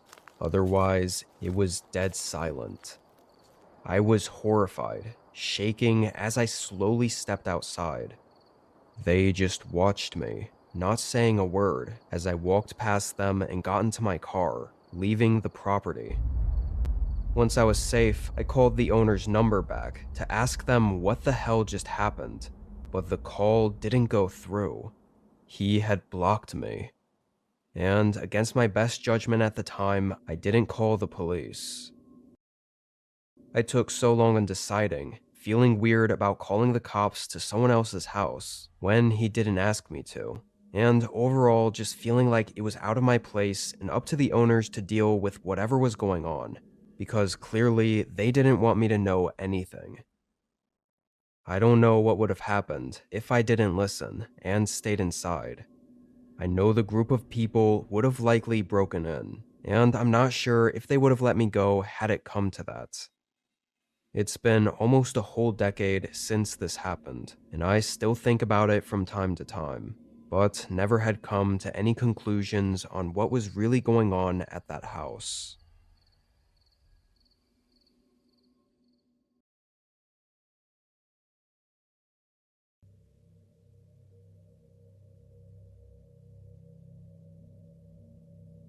I work for the city as a type of general contractor for regular work that needs to be done around town. A lot of the kind of stuff I do is seasonal work, and this happened during winter, so a good portion of my shifts were driving the snowplow to clear all the roads. Even on the days it didn't snow, I'd be salting the roads or plowing the leftover snow that we didn't get to the days before. I always volunteered to switch over my shifts to night shifts around this time of year because it was way calmer and peaceful to plow the roads when it was dark and empty. This night, I clocked in at the warehouse at 10 p.m.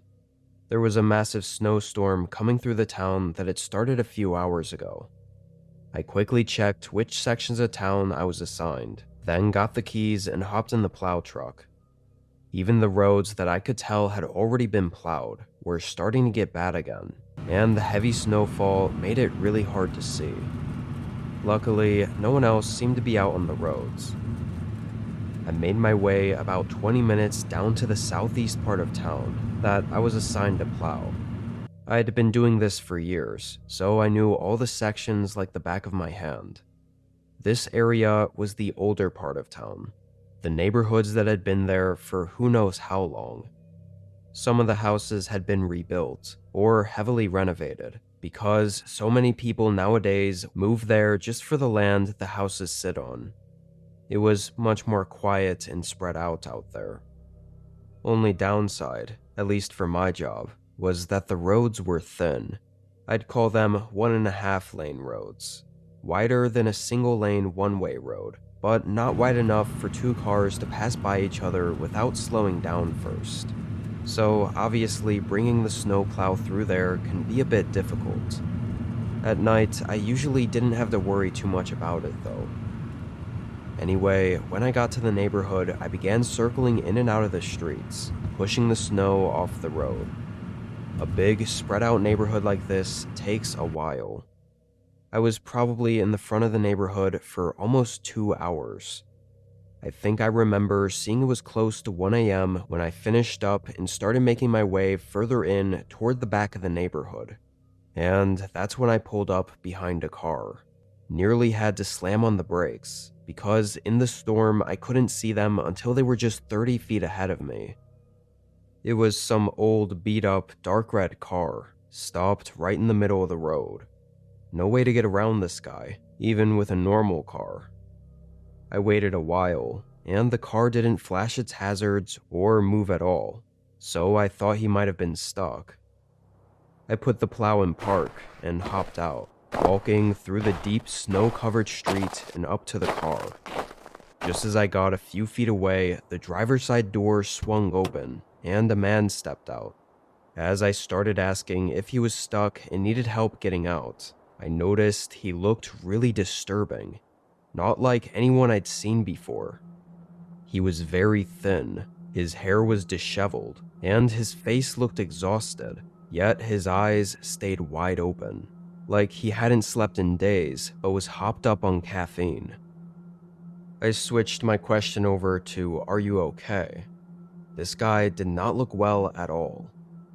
I took a couple steps closer to try and help, but he mumbled something under his breath.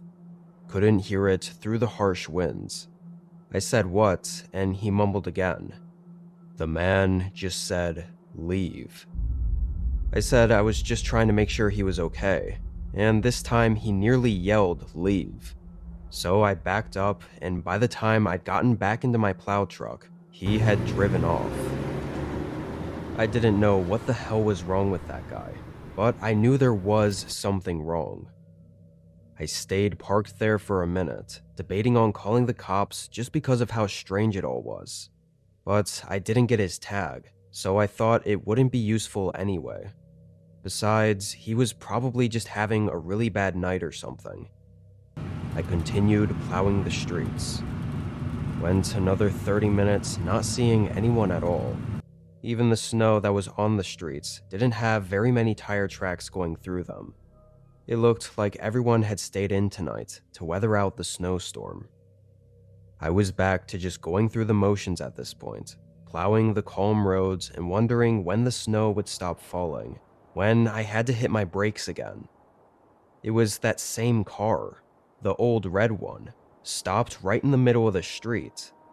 This was a different spot from before though.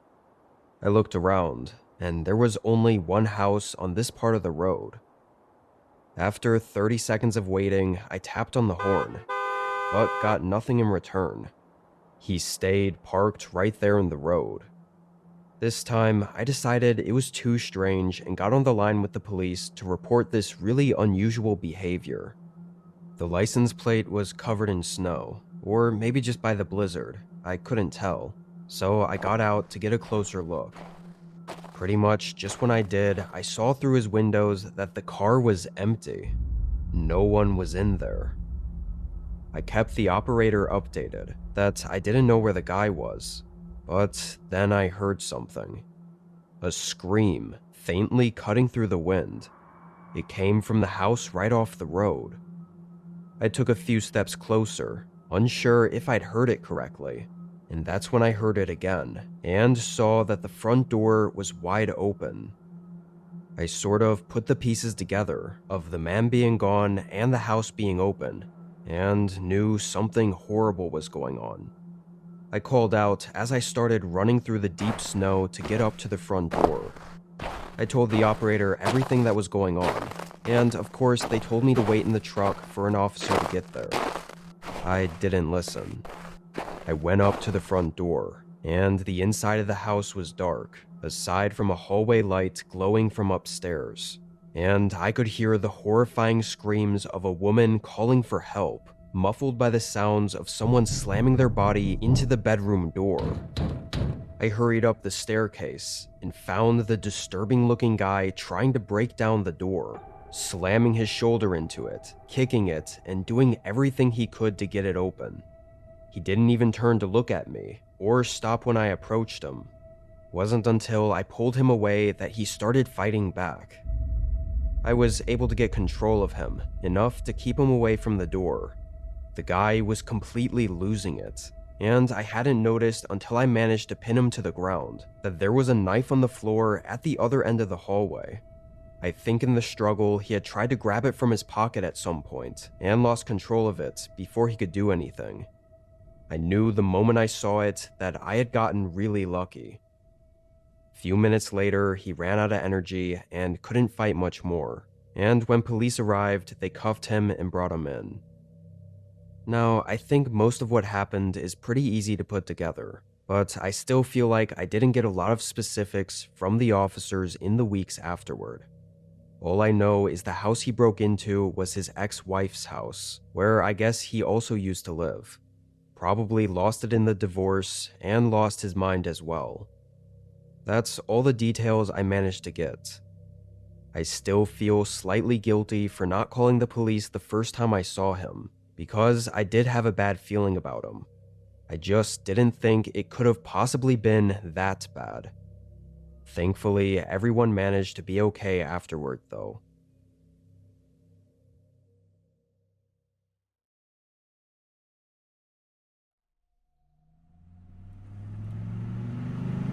Recently, I picked up a job doing overnight deliveries.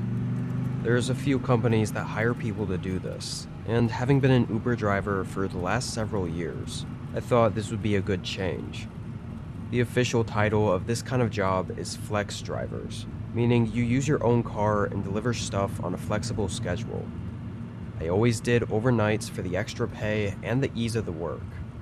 99% of what I did was picking up Amazon packages and delivering it to houses throughout the town. I think because it was sort of a new thing, it was never really well planned in the system. Like, all the deliveries were often far from each other. On this night, I had started late, around 11ish, and went straight to the warehouse to get my packages, then started heading to the delivery locations. First few went well, nothing special to note, but my next delivery was really far out, about 40 minutes from the previous one, which I'm getting paid for it, so it doesn't matter. But still, a long drive is a long drive just for a single delivery. I made my way all the way out there, passing through the shady part of town that I wasn't too familiar with. I saw on the label that it had a unit number on the address, which is a telltale sign that it's going to be an apartment complex. Often there's package rooms to leave them in, or special directions of some kind that somehow always caused issues, like not being able to access the package room, or not being able to find the right unit. When I pulled up to the address, I knew it was going to have one of these issues. The building was old and looked like it should have been torn down years ago, but a few apartment lights were on in the windows. It was very still outside. I didn't see anyone around. I got the package and stepped out, walking around the building to the package room. But of course the door was locked, and there was no code on the order. So I walked back around to the main entrance to the apartment building, but the lobby was locked as well. In cases like these, I just drop it off outside the door. However, in the 30 seconds I was out there, a man came up to me. He was tall, with a thick winter jacket on, and looked maybe 50-ish with a gray beard.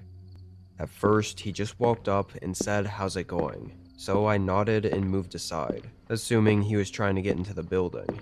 But the man stopped right next to me, and just stood there for a second.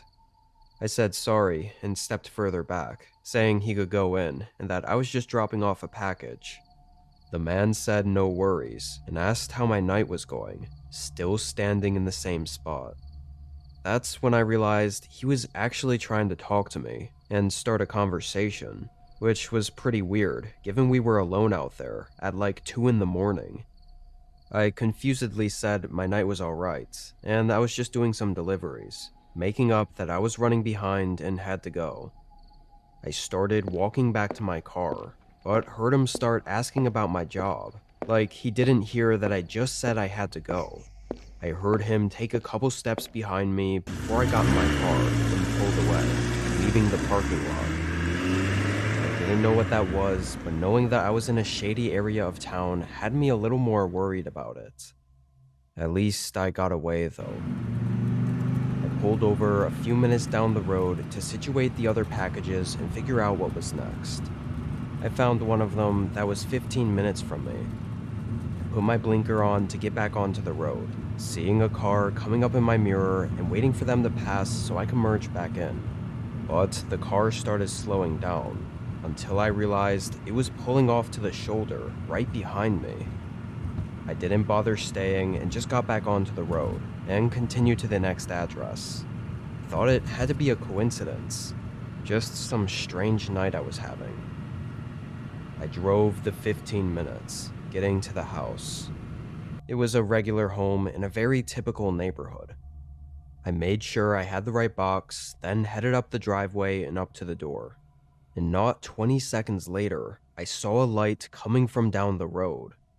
I turned and glanced over my shoulder, seeing a car driving slowly along the street.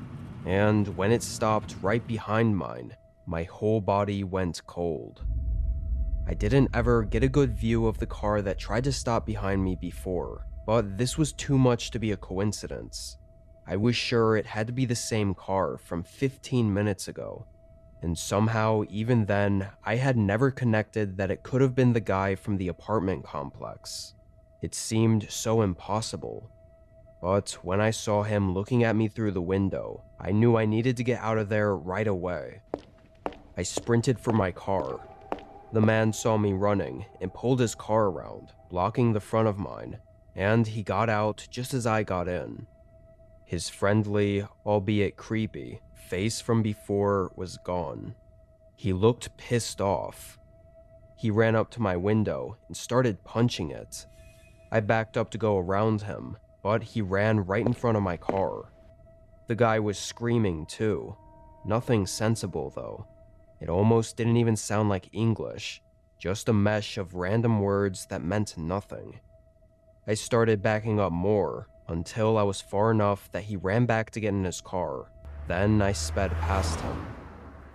I knew he'd follow, so I called 911 and desperately asked for help. An officer was nearby, so they told me to just keep driving and updating them on where I was. At some point, I don't know if it was a minute or two after driving, I noticed the man behind me wasn't there anymore. I met up with an officer soon after that. And to be perfectly honest, I thought this was going to be a case where we never found out who he was. But I guess the guy was pretty stupid. He ordered the package that I delivered to the apartment complex, using a random fake address of one of the units, but still using his real name. They even found him the next day hanging around the complex still, and actually waiting on a different package, presumably to try again whatever it was he was doing. When they questioned him, he was described as a psychotic person that had no real reason for anything he was doing. And while that answer didn't satisfy me, that was that. It's scary knowing how quickly and randomly you can run into someone that has horrible intentions without even having motives. I think if I didn't get away, there would have been nothing I could do to stop him from doing whatever it was he was intending. This is unfortunate, but it's the truth. Being too nice to someone on a date can seriously cost you. And I'm not talking about picking up the check or an expensive dinner. This goes for everyone too. Just because you're a man doesn't mean you're safe. After months of trying online dating, I finally matched with someone that I felt comfortable meeting in person. Her name was Samantha, or just Sam. We've been talking on the phone for weeks and I really liked her, so I was ready to take it to the next step. At first I suggested we meet up somewhere casual, like a bar since we both drank. Sam had a different idea. I previously told her that I lived alone, so she thought it would be a good idea if we had our date at my place. I was surprised. I could hardly believe she was comfortable being alone in the apartment of a man she'd never met. But she assured me that we had built up a level of trust that made it fine. In the back of my mind though, it put up a red flag. Why wouldn't she want to meet somewhere public in case I turned out to be a creep?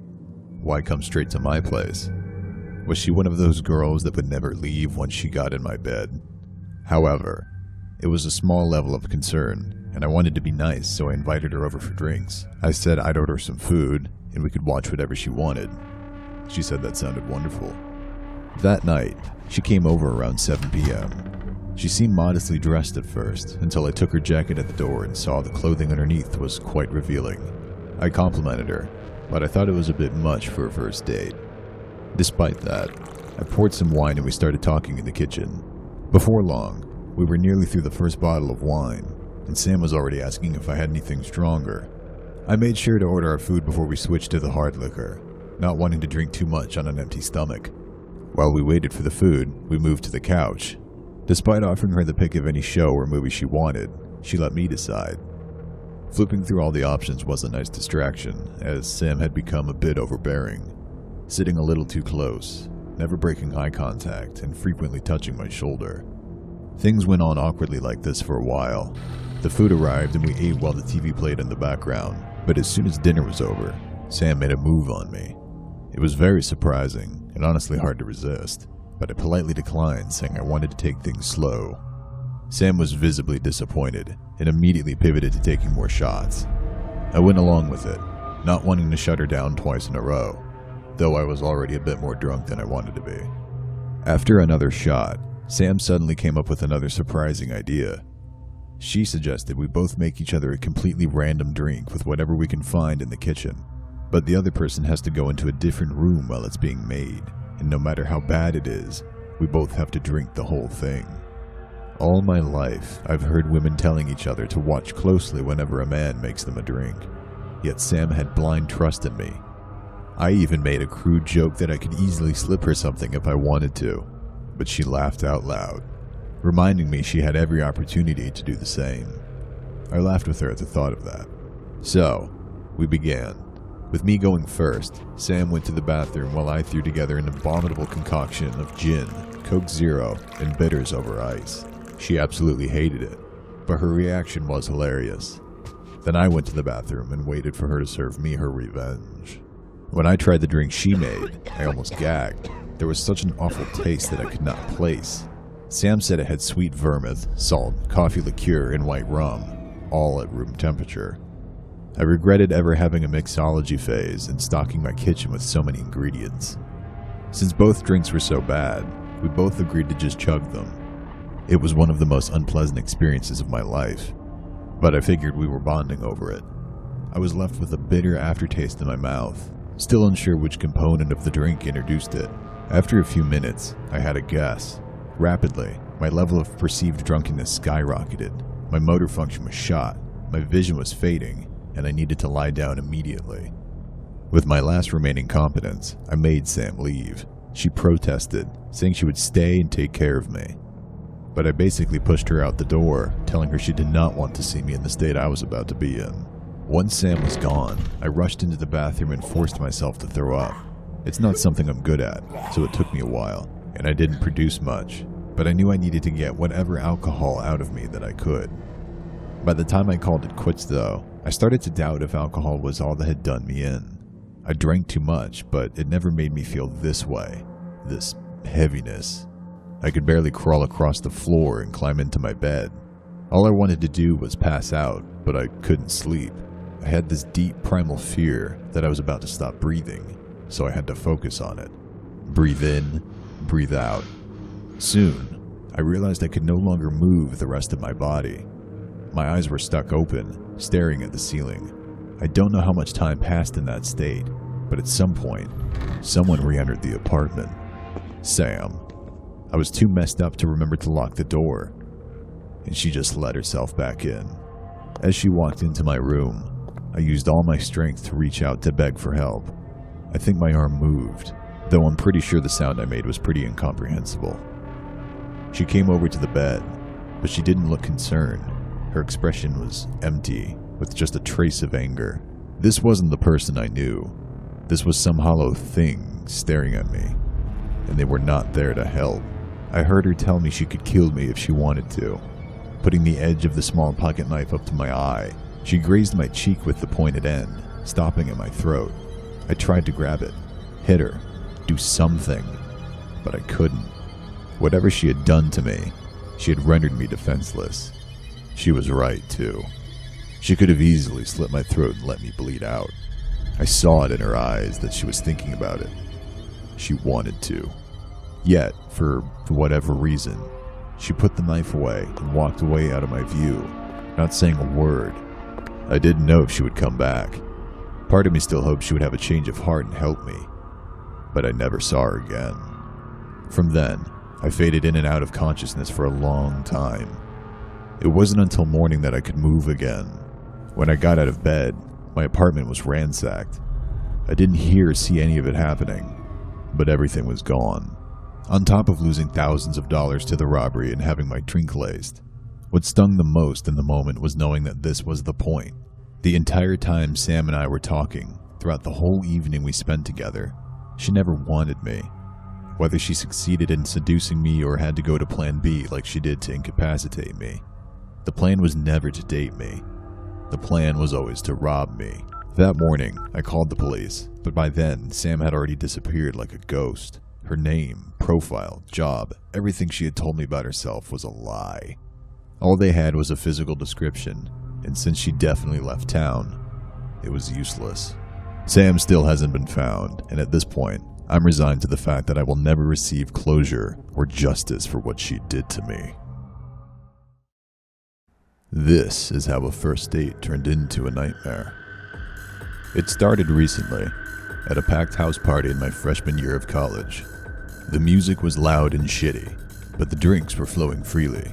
At some point, I found myself talking to this girl named Maddie. We were both sloshed and could barely hear each other, but then her friends ran off, leaving us alone. Without a second thought, she grabbed my hand and dragged me into a random bedroom. I had no idea who it belonged to, but I didn't care, as the next thing I knew, we were making out on the bed. Before we could take our clothes off and truly desecrate this stranger's bed, either they or the roommate barged in on us, started screaming at us, and chased us out of the house. In the chaos, I lost Maddie, but I'd already gotten her Instagram, so I knew I could find her. I was so drunk and deluded that I thought I'd found a modern-day Cinderella. That's corny as hell, I know. But believe me, I paid the price when I texted her that night saying I couldn't wait to see her again. 2 days later, I met Maddie at a kava bar and began regretting every decision I had made in the previous 72 hours. With a clear head, I quickly realized that Maddie was annoying, crazy, and not nearly cute enough to make up for it. The worst part was, she was already obsessed with me. For several hours, Maddie got absolutely wasted on kratom and talked my ear off, while I sat there, bored, with no buzz. She then asked me to drive her home, which I pretty much had to. But then outside her apartment, she begged me to go inside with her. I knew whatever would happen between us in there wouldn't be good for her or look good on me, and I wasn't about to be that kind of guy. However, I wasn't exactly a gentleman either. I was so sick of her that I just yelled mean things at her until she got out of my car. Not my best moment, I know, but again, I paid the price. That night I blocked Maddie, thinking I could just forget about her. It almost worked, but then I started seeing her around campus, just passing glances, though I was getting suspicious that she was following me. One day, I happened to be home alone at the big old house I'm renting with a handful of other guys. I was starting my day sometime around noon, eating cereal in the kitchen, when out of nowhere, the doorbell rang. Wondering who the hell it could be, I put a shirt on and opened the door. Nobody was there. But on the doorstep, there was a cocktail napkin weighed down by a piece of gravel from the driveway. The napkin had a note that said, "You forgot something," and next to it sat a mangled coffee stirrer. It took me a minute to realize what I was looking at. But then I reached into my memory and remembered the exact shape of that little stick and how it came to be that way. It was from my date with Maddie at the kava bar. I was so bored that I had been chewing on that stir stick that came with my drink long after I finished drinking that nasty shit. Why had she kept it? What was she doing with it for the past week? I didn't care to find out, but I knew she was probably still watching me from somewhere. So I flipped a middle finger to the sky, tossed the garbage into the yard, then went back inside. It bothered me that she knew where I lived, especially because I had no clue how she figured it out, other than she must have followed me all the way from class. To make matters worse, the house was far from secure. After hosting decades of college parties, the place was a wreck. There were probably a dozen ways in I didn't even know about, and I just had to hope Maddie wasn't resourceful enough to find a way in. Once again, I tried to ignore the situation until she found something better to do, but time only proved what kind of psycho I had on my hands. The next day, I was in an afternoon class. In the middle of the lecture, I felt my phone vibrate. I would have ignored it, but I just had this terrible feeling something was wrong. I was right. A random Instagram account texted me. "I know you're in class, but you should see this." Obviously, my first thought was Maddie. But what did she want me to see? The second link loaded in and I saw the video. My heart sank. It was me, naked in my bathroom, taking care of business on the toilet. I'm sure you can understand it was a bit more private than taking a piss. In that moment, whatever I was learning in class ceased to matter. I stood up and excused myself, leaving right away to go home and find the hidden camera. Inside the bathroom that I shared with my 2 roommates, I searched all over the cluttered mess that surrounded the sink. There were razors, toothbrushes, various tubes of creams and pastes, 5 different sticks of deodorant, and 10 empty vapes. But among the madness, a single nondescript Bluetooth speaker. It didn't belong to me, nor did I recognize it as anyone else's. It was in just the right spot to watch the toilet and the shower, and once I held a light up to it, I saw the hidden lens. Almost as soon as I discovered it, the same Instagram account messaged me again, telling me I had done a good job. But they had more footage of me and everyone else who used the bathroom, doing everything from washing their ass to snorting lines. If I told anyone about it, they would send it all to the local Barstool page. My head was spinning. Maddie had been in the house. She snuck in, planted the camera, and left without anyone noticing. It could have been when we were all sleeping, or when nobody was home, but either way, this was proof how far she was willing to go. I finally broke down. I begged and apologized to her new account, saying I would do anything to keep her from going public. I just wanted it to end. I waited for hours, but she never responded. When my roommates got home, I debated telling them about it, but in the end, I shut myself in my room and hid from them. I laid in bed with the hidden camera stuffed in a shoebox by my bedside, thinking of what else I could do. Slowly, the night wore on. Everyone either left for a party or went to sleep for class in the morning, leaving me the only person still awake. At last, my phone buzzed again. It was Maddie, from the new account. All she said was, "Can I come out now?" I didn't know what she meant, but then another message came through. A picture. Most of it was black, but a thin vertical bar of visibility ran down the center. In it, I could see the foot of my bed, with the lights on just like they were, right then and there. She was hiding in my closet. She had been in there all night. I panicked. I ran out of the bedroom and went down the hall to my roommate. I barged in and locked the door behind me. As he woke up and started yelling at me to get out, I told him to call the police because someone had broken into our house. I didn't tell him it was Maddie. I was worried he wouldn't understand the threat if he knew it was a girl. Thankfully, he listened, but by the time the cops arrived, Maddie was gone. She slipped away like the snake she is. When I told the cops what had been happening, they asked if Maddie had some way of tracking me. I couldn't think of anything that night, but the next day, I searched everywhere until I finally found it. There was an AirTag underneath my passenger seat. She must have slipped it in there while I drove her home on our first date. That means she's been stalking me from the start. Ever since then, I've been waiting for the day she releases everything she has on me and my roommates as retaliation for calling the cops on her. But it's yet to happen. Not that it comforts me much, though. It just makes me think she isn't done with me yet. A few weeks ago, I was seeing this guy I met on Hinge named Jeremy. We had been on 2 dates already that both went fine. For our third date, we planned to meet at a cafe in the downtown area. We figured we could talk there for a while. Then if things went well, wander somewhere else to keep the night going. As I like to do, I arrived about 30 minutes early so I could get comfortable in the space. I was sitting outside waiting until Jeremy arrived to go and get my drink, knowing he'd like to pay for it. Then, our meeting time came, and he didn't show. 5 minutes later, I texted him, asking him if he was running late. I got no response. 10 more minutes passed, and I started to get a bit upset, but I tried to be patient and not come off as pushy.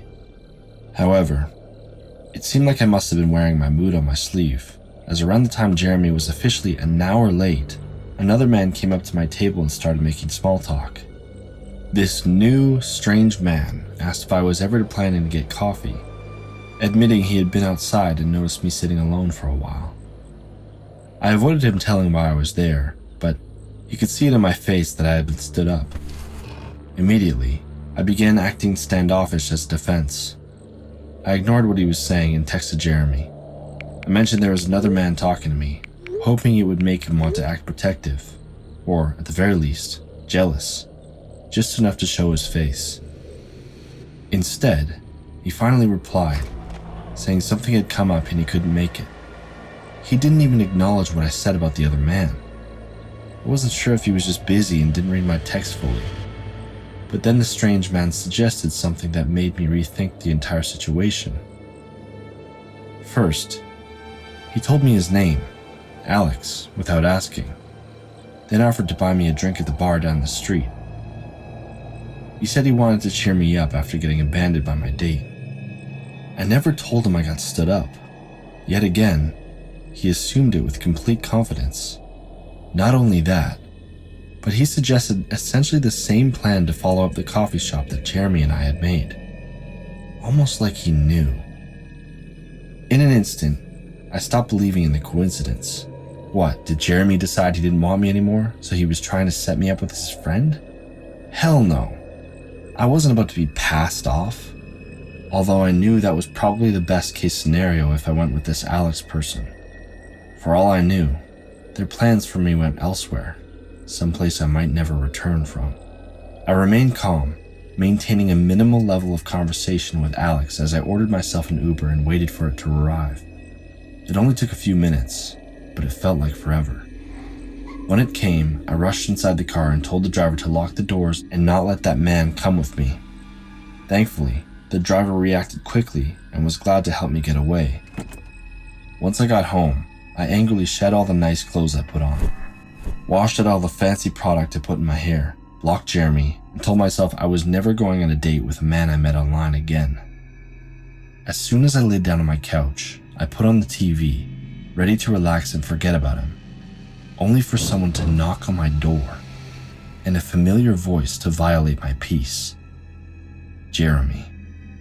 For a moment, I almost forgot that I let him drive me home on our second date, but it was still extremely uncalled for him to show up unannounced, especially after what he did.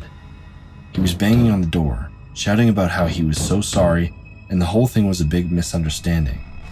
Pissed off, I cinched my bathrobe around my waist and then got up to shout back at him to go the hell away. I was loud and clear, yet he claimed he couldn't hear me, repeatedly asking me to open the door so we could talk. Yeah, right, I thought. I always loved having a little chain lock on my door, and it felt like the perfect moment to use it. I latched the chain in place and opened the door just the few inches the chain allowed. I stuck my face into the gap, ready to tell Jeremy to jump off a cliff. Then I realized he wasn't alone. There was a man next to him. Alex. He'd been just out of view through the peephole, but suddenly, he was ramming a pair of bolt cutters toward my face. I jerked my head back to avoid getting hit, but he wasn't aiming for me. He put the bolt cutters through the door and snapped the chains like a twig. I saw Jeremy bursting in, and there was only one thing I could do. I jammed my bare foot under the door, then put my whole weight onto it and slammed the deadbolt. At the last second, I managed to get the door shut and locked again, after exposing myself like an idiot. Both of them still tried to break through, shouting at me to open up, but they were a moment too late. When they realized there was no longer an easy way into my home, they disappeared. Physically, all I suffered was a broken toenail and a rough gash on my foot from the door. That little injury saved my life. Mentally, however, I was all over the place. My heart was beating out of my chest. I had come just milliseconds from living out my worst nightmare. I thought I had been so careful that whole time, but I let my guard down a few too many times, nearly earning myself a fate worse than death. These past few weeks, I've been hypervigilant, and even though I haven't seen those men since, I don't know if I will ever trust anyone ever again. The last time I took a chance on a blind date, it was a disaster. However, the date itself wasn't the worst part. One of my coworkers set me up with a friend of her boyfriend's friend, or something like that. The guy in question, a soft 5 by the name of Anthony, didn't do anything heinous while we were at dinner, but overall, the experience was awkward, uninteresting, and went on longer than it needed to. While I barely spoke, Anthony told me about all of his hobbies, most of which were gaming and internet-based. I only bring it up because at one point, he asked to see my phone so he could pull up some kind of app or website to show me. As this was near the end, I was mentally checked out. I didn't think much of it. And he only had my phone for about 30 seconds, but this will come up later. After dinner was finally over, we split the check. I declined his request to come to my place, and I told him I would not like to see him again. His forced, clumsy smile collapsed, but I got in my car before he could say anything further. When I got home, I was thoroughly disappointed. That was 2 hours of my life I would never get back. And of course, Anthony texted me. My coworker had traded our numbers when she set us up, but I only ever texted him to plan the date. Now, I was ignoring him. I figured he would give up after a while, though that didn't seem to be the case.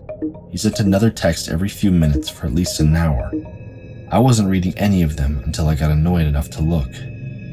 A lot of it was the typical rambling reject nonsense, but one comment stood out.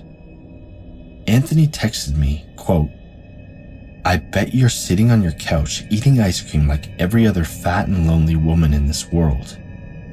Aside from the misogynist overtones and general nastiness of what he said, it really hit home because, well, that's exactly what I was doing. Sitting on my couch, eating ice cream out of the carton. It literally made me get up and put the ice cream away. But I kept telling myself it was just a lucky guess.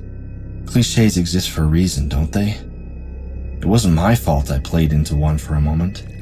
I had a bad date, so I deserved a treat as a recompense. What I didn't deserve was some incel asshole making me feel worse for it. To put an end to Anthony's access to my feelings, I went to our text conversation to block him. But when I read the last thing he just sent me, I froze. He said, "It's a bit too late to put it away now, cow. You already ate half of it." There was no way that could be just another lucky guess. Somehow, somewhere, Anthony had to be seeing what I was doing. I looked around the house and inspected my phone. Had he followed me home, or did he infect my phone with some sort of spy app?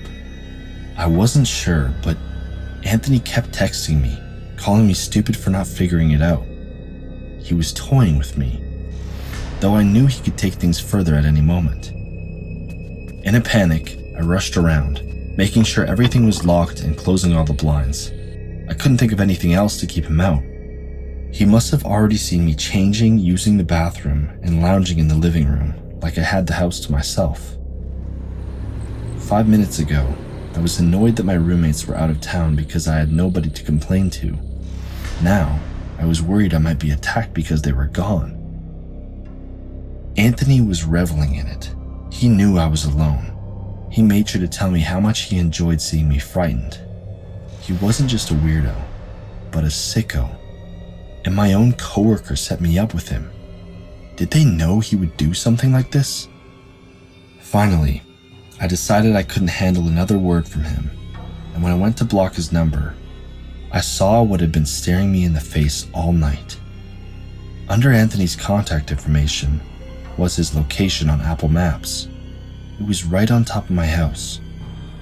I knew that if I had his location, he had mine too, and he was clearly taking advantage of it. I remembered when I let him hold my phone, and he must have secretly shared our locations then. I blocked his number, but the damage was already done. He knew where I lived. My roommates wouldn't be home for days, which gave him plenty of time to find a way in when I least expected it. Terrified, I called the police. They sent one officer out, who took about 25 minutes to show up. The wait was excruciating. I had a feeling Anthony would get even madder and try something once I stopped sharing my location with him. Unfortunately, all the cop did was take a quick look around. Then he told me to keep my door locked and left. I was alone again. I wish I had packed a bag before he arrived, so I could have gotten in my car while he was here. But now I was trapped in my house too scared to step foot outside. Anthony was still out there. I was sure of it. All I could do was play perpetual defense. Even now, after I've talked about this to the coworker who introduced us to each other and asked her to tell Anthony to stay away from me, I don't think he is gone.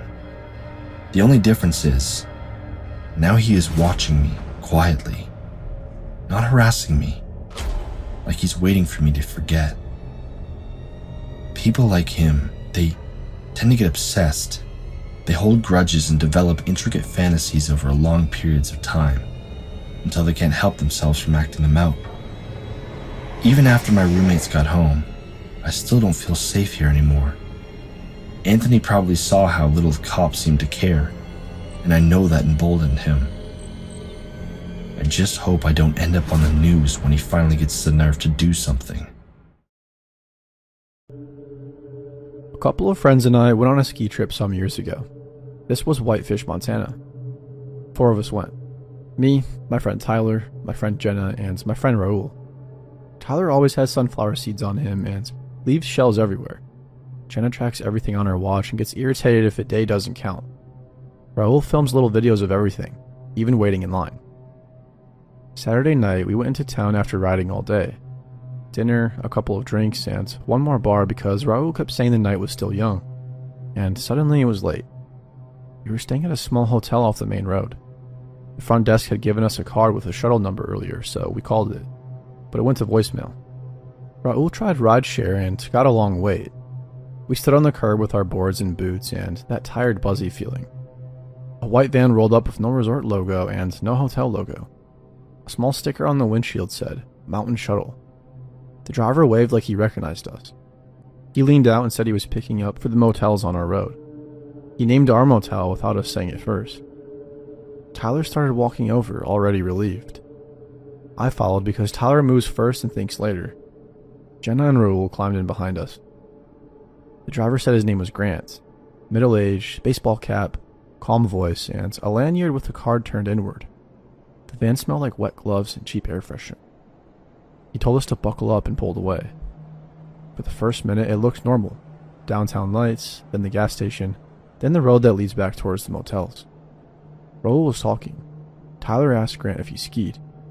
Grant answered with short replies. Then Grant turned off the main road. Jenna leaned forward and told him our motel was straight. But he said there was a closure ahead and he was taking the back way. He added that cops were stopping cars up there and he wanted to avoid the checkpoint. That word checkpoint shut everybody up. Tyler sank back. Jenna looked at me like she wanted to argue, then she swallowed it. Raul tried to pull up a map. The little white dot spun. Signal dropped. The streetlights fell away and the road narrowed until snowbanks boxed us in on both sides. Trees pressing close enough that branches brushed the van, and at some point Grant reached over and shut the radio off. The pavement ended without warning and the tires settled into 2 packed tracks in the snow. The way he kept driving made it obvious this wasn't his first time taking this road. A gate showed up in the headlights. Metal bars, chain, padlock. Grant stopped with the bumper almost kissing it. He put the van in park and sat there. He said we had to wait for maintenance to open it. Jenna asked who maintenance was, and Grant looked back at us for the first time like he was checking something. He raised his hand, palm out, and I saw a knife in his other hand, a small folding knife already open.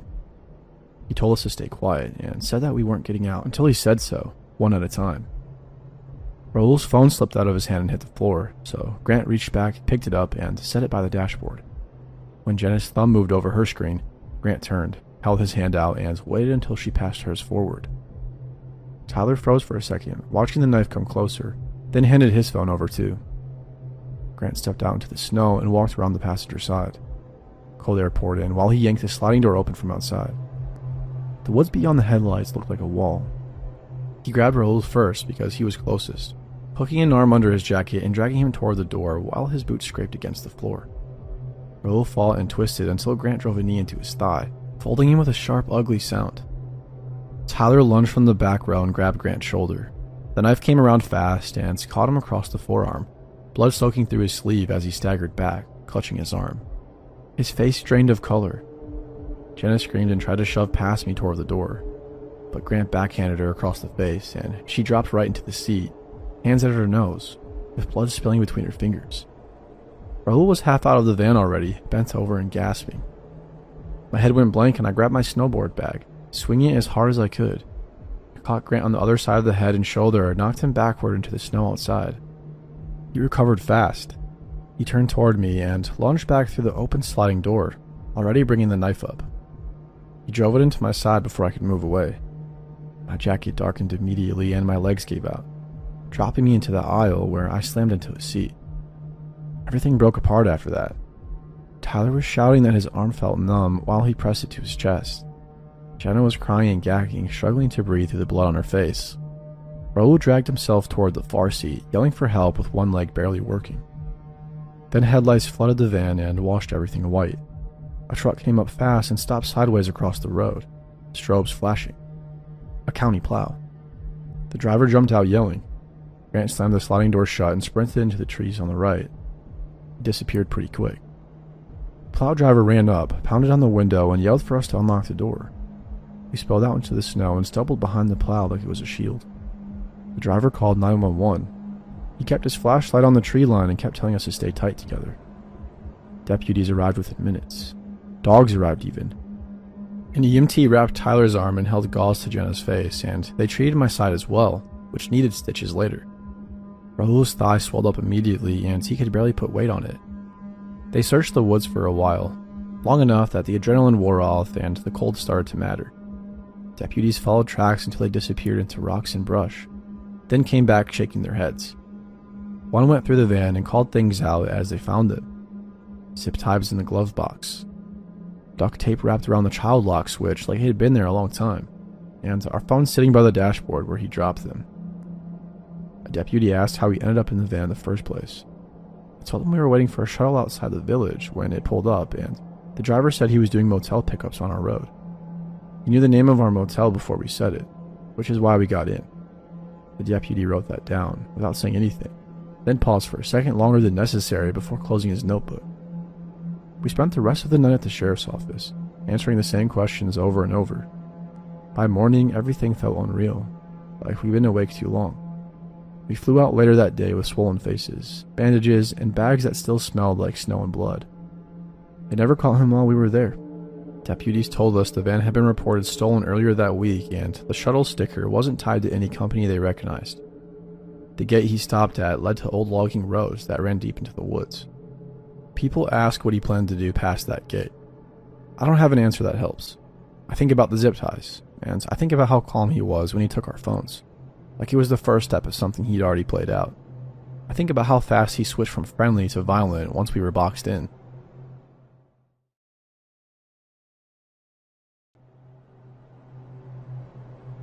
Hi, my name is Erica. I'm 23 now, and this happened last winter. I went to Colorado for a few days to snowboard and ski. A friend of mine worked remotely and had a small condo near the mountain that he used a couple weekends a month. He told me I could stay there for free while it was empty, as long as I didn't trash it and locked it up. So it was just me, alone in a quiet place I didn't know well. The first day was normal. I did the usual beginner stuff. Fell a lot, got annoyed, got tired, and went back early. The second day is where everything started. I got to the mountain mid-morning. I rented a board because I didn't want to deal with hauling mine on the flight. I remember being in line for the lift and feeling that little pressure you get when you're surrounded by people who clearly know what they're doing, and you're trying to not look like an amateur. The first time I noticed him, it was normal enough. Just a guy behind me in line. He wasn't dressed like a local or a tourist. Not that I could really even tell the difference. Mid-30s maybe. Nothing about him screamed danger. He didn't stare, he didn't smile, and he didn't do anything that would have made me uncomfortable. I took a few runs, stopped a lot, and eventually set off to the side to fix my binding. While I was there, the same guy stopped nearby and started talking to me. He stayed close without sitting right next to me and asked if I was new. I answered briefly, assuming he'd leave. He offered a few tips. Said I'd get the hang of it, and that was it.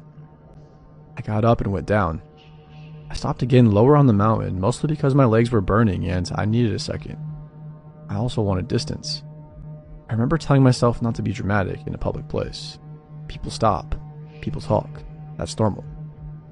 A minute later, I saw him again. Same thing. He stopped near me like it just happened. Like it wasn't planned. He didn't act surprised to see me, and he started talking again, asking where I was from, how long I was in town, or if I was here with friends and if I was staying close by. That's the point where my stomach dropped. Not because a few questions is illegal. It was a set of questions, asked in that order, by somebody who had already talked to me once and somehow kept popping up exactly when I was alone. I lied. I said I was meeting friends later. I also said I was staying with family. I said whatever I could say without making it a whole scene. I got up and forced myself to ride down without stopping again, even though I wanted to. When I got to the bottom, I went straight inside to the lodge area and stayed around people. I got a drink, sat at a table, and pretended to scroll on my phone, and waited. I wanted to see if he'd come down after me. And he did. I saw him come inside. He didn't walk up to me and didn't really look directly at me right away. He just moved around slowly like he was figuring something out. Then he sat down across the room, not close enough to talk, but close enough that it felt like he picked that spot on purpose. I left early that day. I didn't tell anyone because I didn't want to sound stupid. I told myself I was in my head too much, that it was probably some bored guy who wanted to flirt, and I was blowing it up because I was alone in a new place. That night back at the condo, I tried to shake it off. It was a nice place and area, honestly. Clean and modern, the kind of place that still has the owner stuff in the cabinets, like certain mugs you know aren't yours. It was quiet in that nobody's home way, but I didn't feel scared. I cooked, watched a show, then I went to bed. The third day was the worst. I got to the mountain and told myself to stay in the busier areas. Stick to lists with lots of people, and don't sit alone off to the side, and don't give anyone an opening. And still, I saw him. Just enough that I couldn't explain it away anymore. Once in a lift line, once when I was clipping in, and once standing near the same map board I was looking at. He wasn't doing anything specifically wrong, it was just the consistency that made it feel wrong. The last time I saw him on the mountain, it was mid-afternoon. I was near the bottom, heading toward the main area. I felt stupid for how anxious I was, and I remember thinking, just gotta get through today and get back to the condo. As I was walking with my board, I caught him in my peripheral. He was behind me, and it kinda seemed like he was matching my pace. I looked back, and he was looking right at me, like he'd been waiting for me to notice. I turned around and kept walking. When I got to where the shuttle pickups were, I didn't want to stand around outside, so I went inside and waited near a bunch of people. I ordered something I didn't even want, and I sat where I could see the doors. He came in a few minutes later. He didn't try to talk. He walked past me, then doubled back like he forgot something, and paused close enough that I could smell his jacket. He didn't say a word. He just stood there for a second, then kept walking. That was the moment I knew I wasn't misreading it. I got back to the condo before dark. Double-checked the lock. Checked the windows like I was somebody's mom. I even tried to laugh at myself. I texted my friend a vague message like, "Hey, random question. Does anyone else have a key to this place?" And she said her brother did and maybe the cleaner, but nobody else should. That night, I fell asleep with my phone on the pillow next to me, even though I knew it wouldn't actually help. I woke up to a noise in the hallway outside my unit. It sounded like heavy movement. I assumed somebody else in the building had come back late. Then I heard a door slam in the hallway outside my door. I got up and went to the peephole. The hallway light was on, and I could see shadows moving quickly across the floor and walls. Somebody was talking, but I couldn't make out what they were saying. A moment later, I heard a woman cry out.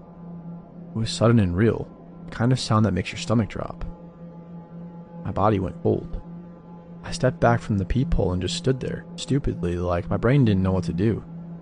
Then I grabbed my phone and called 911. While the call was connecting, I heard banging and multiple impacts, like someone hitting a door with their shoulder. Then more yelling. Then footsteps running. The operator answered and I tried to whisper.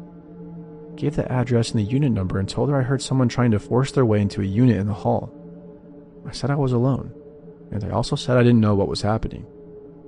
I stayed by the door, waiting and listening, freaking out. A couple minutes later, I heard a man's voice in the hall say something sharp, like a command, and then I heard another door open. Then more voices. Then the sound of someone crying and talking fast, like trying to explain. When the police arrived, I opened it just enough to show my face, and I could see 2 officers down the hall and a woman wrapped in a blanket sitting on the floor. Her door was splintered at the frame. I'll never forget that sight. One of the officers asked if I saw anyone. I said no. I said I heard it. That was it. The woman told them a man had tried to force his way into her unit while she was inside. He didn't succeed fully, but he got far enough that she had to fight for the door, to keep it shut and scream for help. He ran when someone came out of another unit and started yelling. What made me feel sick was what happened next.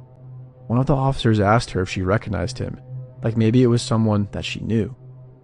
She said no, and she kept repeating that he didn't say much, that he just kept pushing and trying the handle like he was sure it should open. The officer looked down the hall at the unit numbers and then back at her, because her unit was right next to mine. Same floor, same hallway, 1 number up. That's when I realized something I hadn't even thought about until then. Earlier that day, when my friend texted me the door code, she told me her brother changed it recently because the old one was too easy. I'd almost gone to the wrong unit when I first arrived because I mixed up the numbers for a second. I remembered standing there, keying in the code, getting it wrong, and laughing at myself, then walking 1 door over. I didn't tell the police that. I didn't tell the woman that. It felt disgusting to even think it, like I was making it about me, but I couldn't stop thinking about it. The police asked me if I'd been followed or if I'd noticed anyone suspicious. I hesitated, and then I told them about the guy at the mountain. I described him. I told them I kept seeing him, and I even told them that it felt like he was watching me. One of the officers asked if I had a lift pass with my name on it or if I'd used an app or anything like that. I said I did, but I didn't know why that mattered. He didn't explain much, just said they'd take down the info. They never caught him. The next morning, I left. I packed up like I was running late for a flight, even though I had time. I kept checking the window, and I kept feeling stupid for being scared in broad daylight. I told my friend I was homesick. I didn't tell her the real reason until weeks later. I don't know if that guy in the mountain was the same guy in the hallway. Can't prove it. But I know what it felt like to be watched. I know what it felt like when he looked at me, like I finally acknowledged him. And I know how sick I felt standing in my doorway, listening to someone else scream in the room next to mine, knowing I'd almost typed in the wrong door code on my first night there.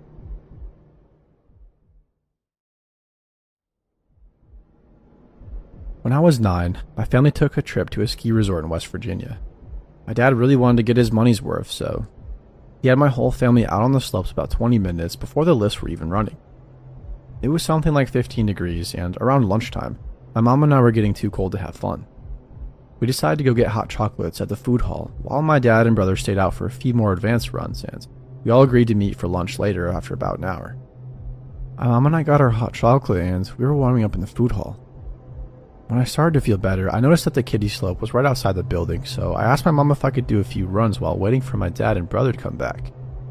My mom was usually extremely cautious about letting my brother and me do things on our own, but from where she was sitting, she had a view of the slope through the window, and probably for that reason, said okay.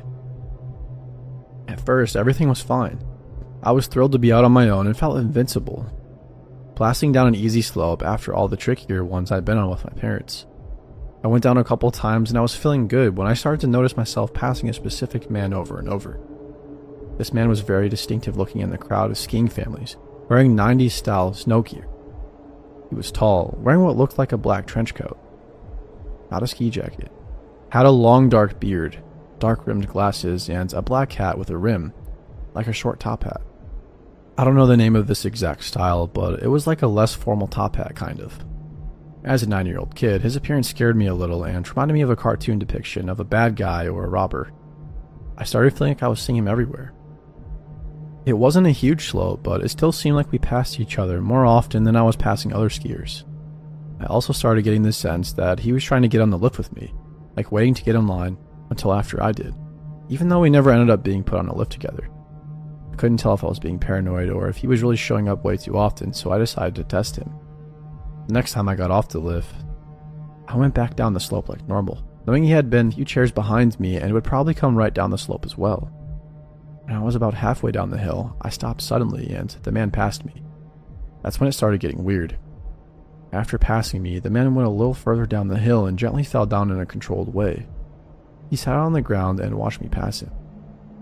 Then immediately got back up and skied the rest of the way down the hill, getting in line for the lift, several people behind me. I don't know what he said, but he spoke to all the people that were in line between him and me and managed to get right behind me as I was about to get on the lift. Right as the chair came around, he got up beside me and tried to get on the lift with me. At the last second, I played dumb and said, "Oh, I'm sorry, go ahead," and I stepped back to let him on. He seemed surprised by what I said but got on alone, and I got on the next lift with a mom and her daughter instead. They were really nice, and I had a good talk with them on the way up the hill. For some reason, I was too stupid and shaken up to tell them about the man. I was hoping it'd look like they were my family, or at least like someone else on the slope was paying attention to me. At this point, I felt pretty sure that this creepy man had singled me out, and years of my parents' stranger danger training told me that it was probably time to find my mom. I resolved to ski back to the food hall as soon as I was at the top of the slope. Instead, I got off the lift, said goodbye to the mom and daughter, and was immediately approached by the man, who clearly waited for me at the top. He came right over to me and said, "Are you all alone?" It's funny to think back now, but at the time, I remember being kind of insulted at this question because it sounded so much like all the cheesy lines my parents would come up with when they taught my brother and me about stranger danger. I couldn't believe this guy couldn't think of a less obvious question to ask. I think his audacity in that regard kept me from being as afraid as I otherwise might have been. It made it seem like a game or a simulation, which probably helped me act more natural. I answered him very matter-of-factly, saying that I wasn't alone and pointed to a nearby man and his teenage son, saying that was my dad and brother. Then I walked away very casually, as if I wasn't at all weirded out by his question, and skied down the hill to the food hall where I quickly found my mom. I told her all about the guy and the weirdness, and while I was still telling her, I saw him come inside and start walking around with his head high, clearly scanning the crowd like he was looking for someone. My mom was really freaked out and didn't let me leave again, even to get food. My dad and brother arrived soon after that, and my mom told my dad the story. He brushed it off as someone probably being awkward but trying to look out for me. But my mom wasn't convinced, and I'm not either. I think about that guy every now and then and wonder what was really going on with him. Why was he dressed so unusually and unseasonably while skiing? Why was he only skiing on the kiddie slope when he didn't seem to be with a family? Why did he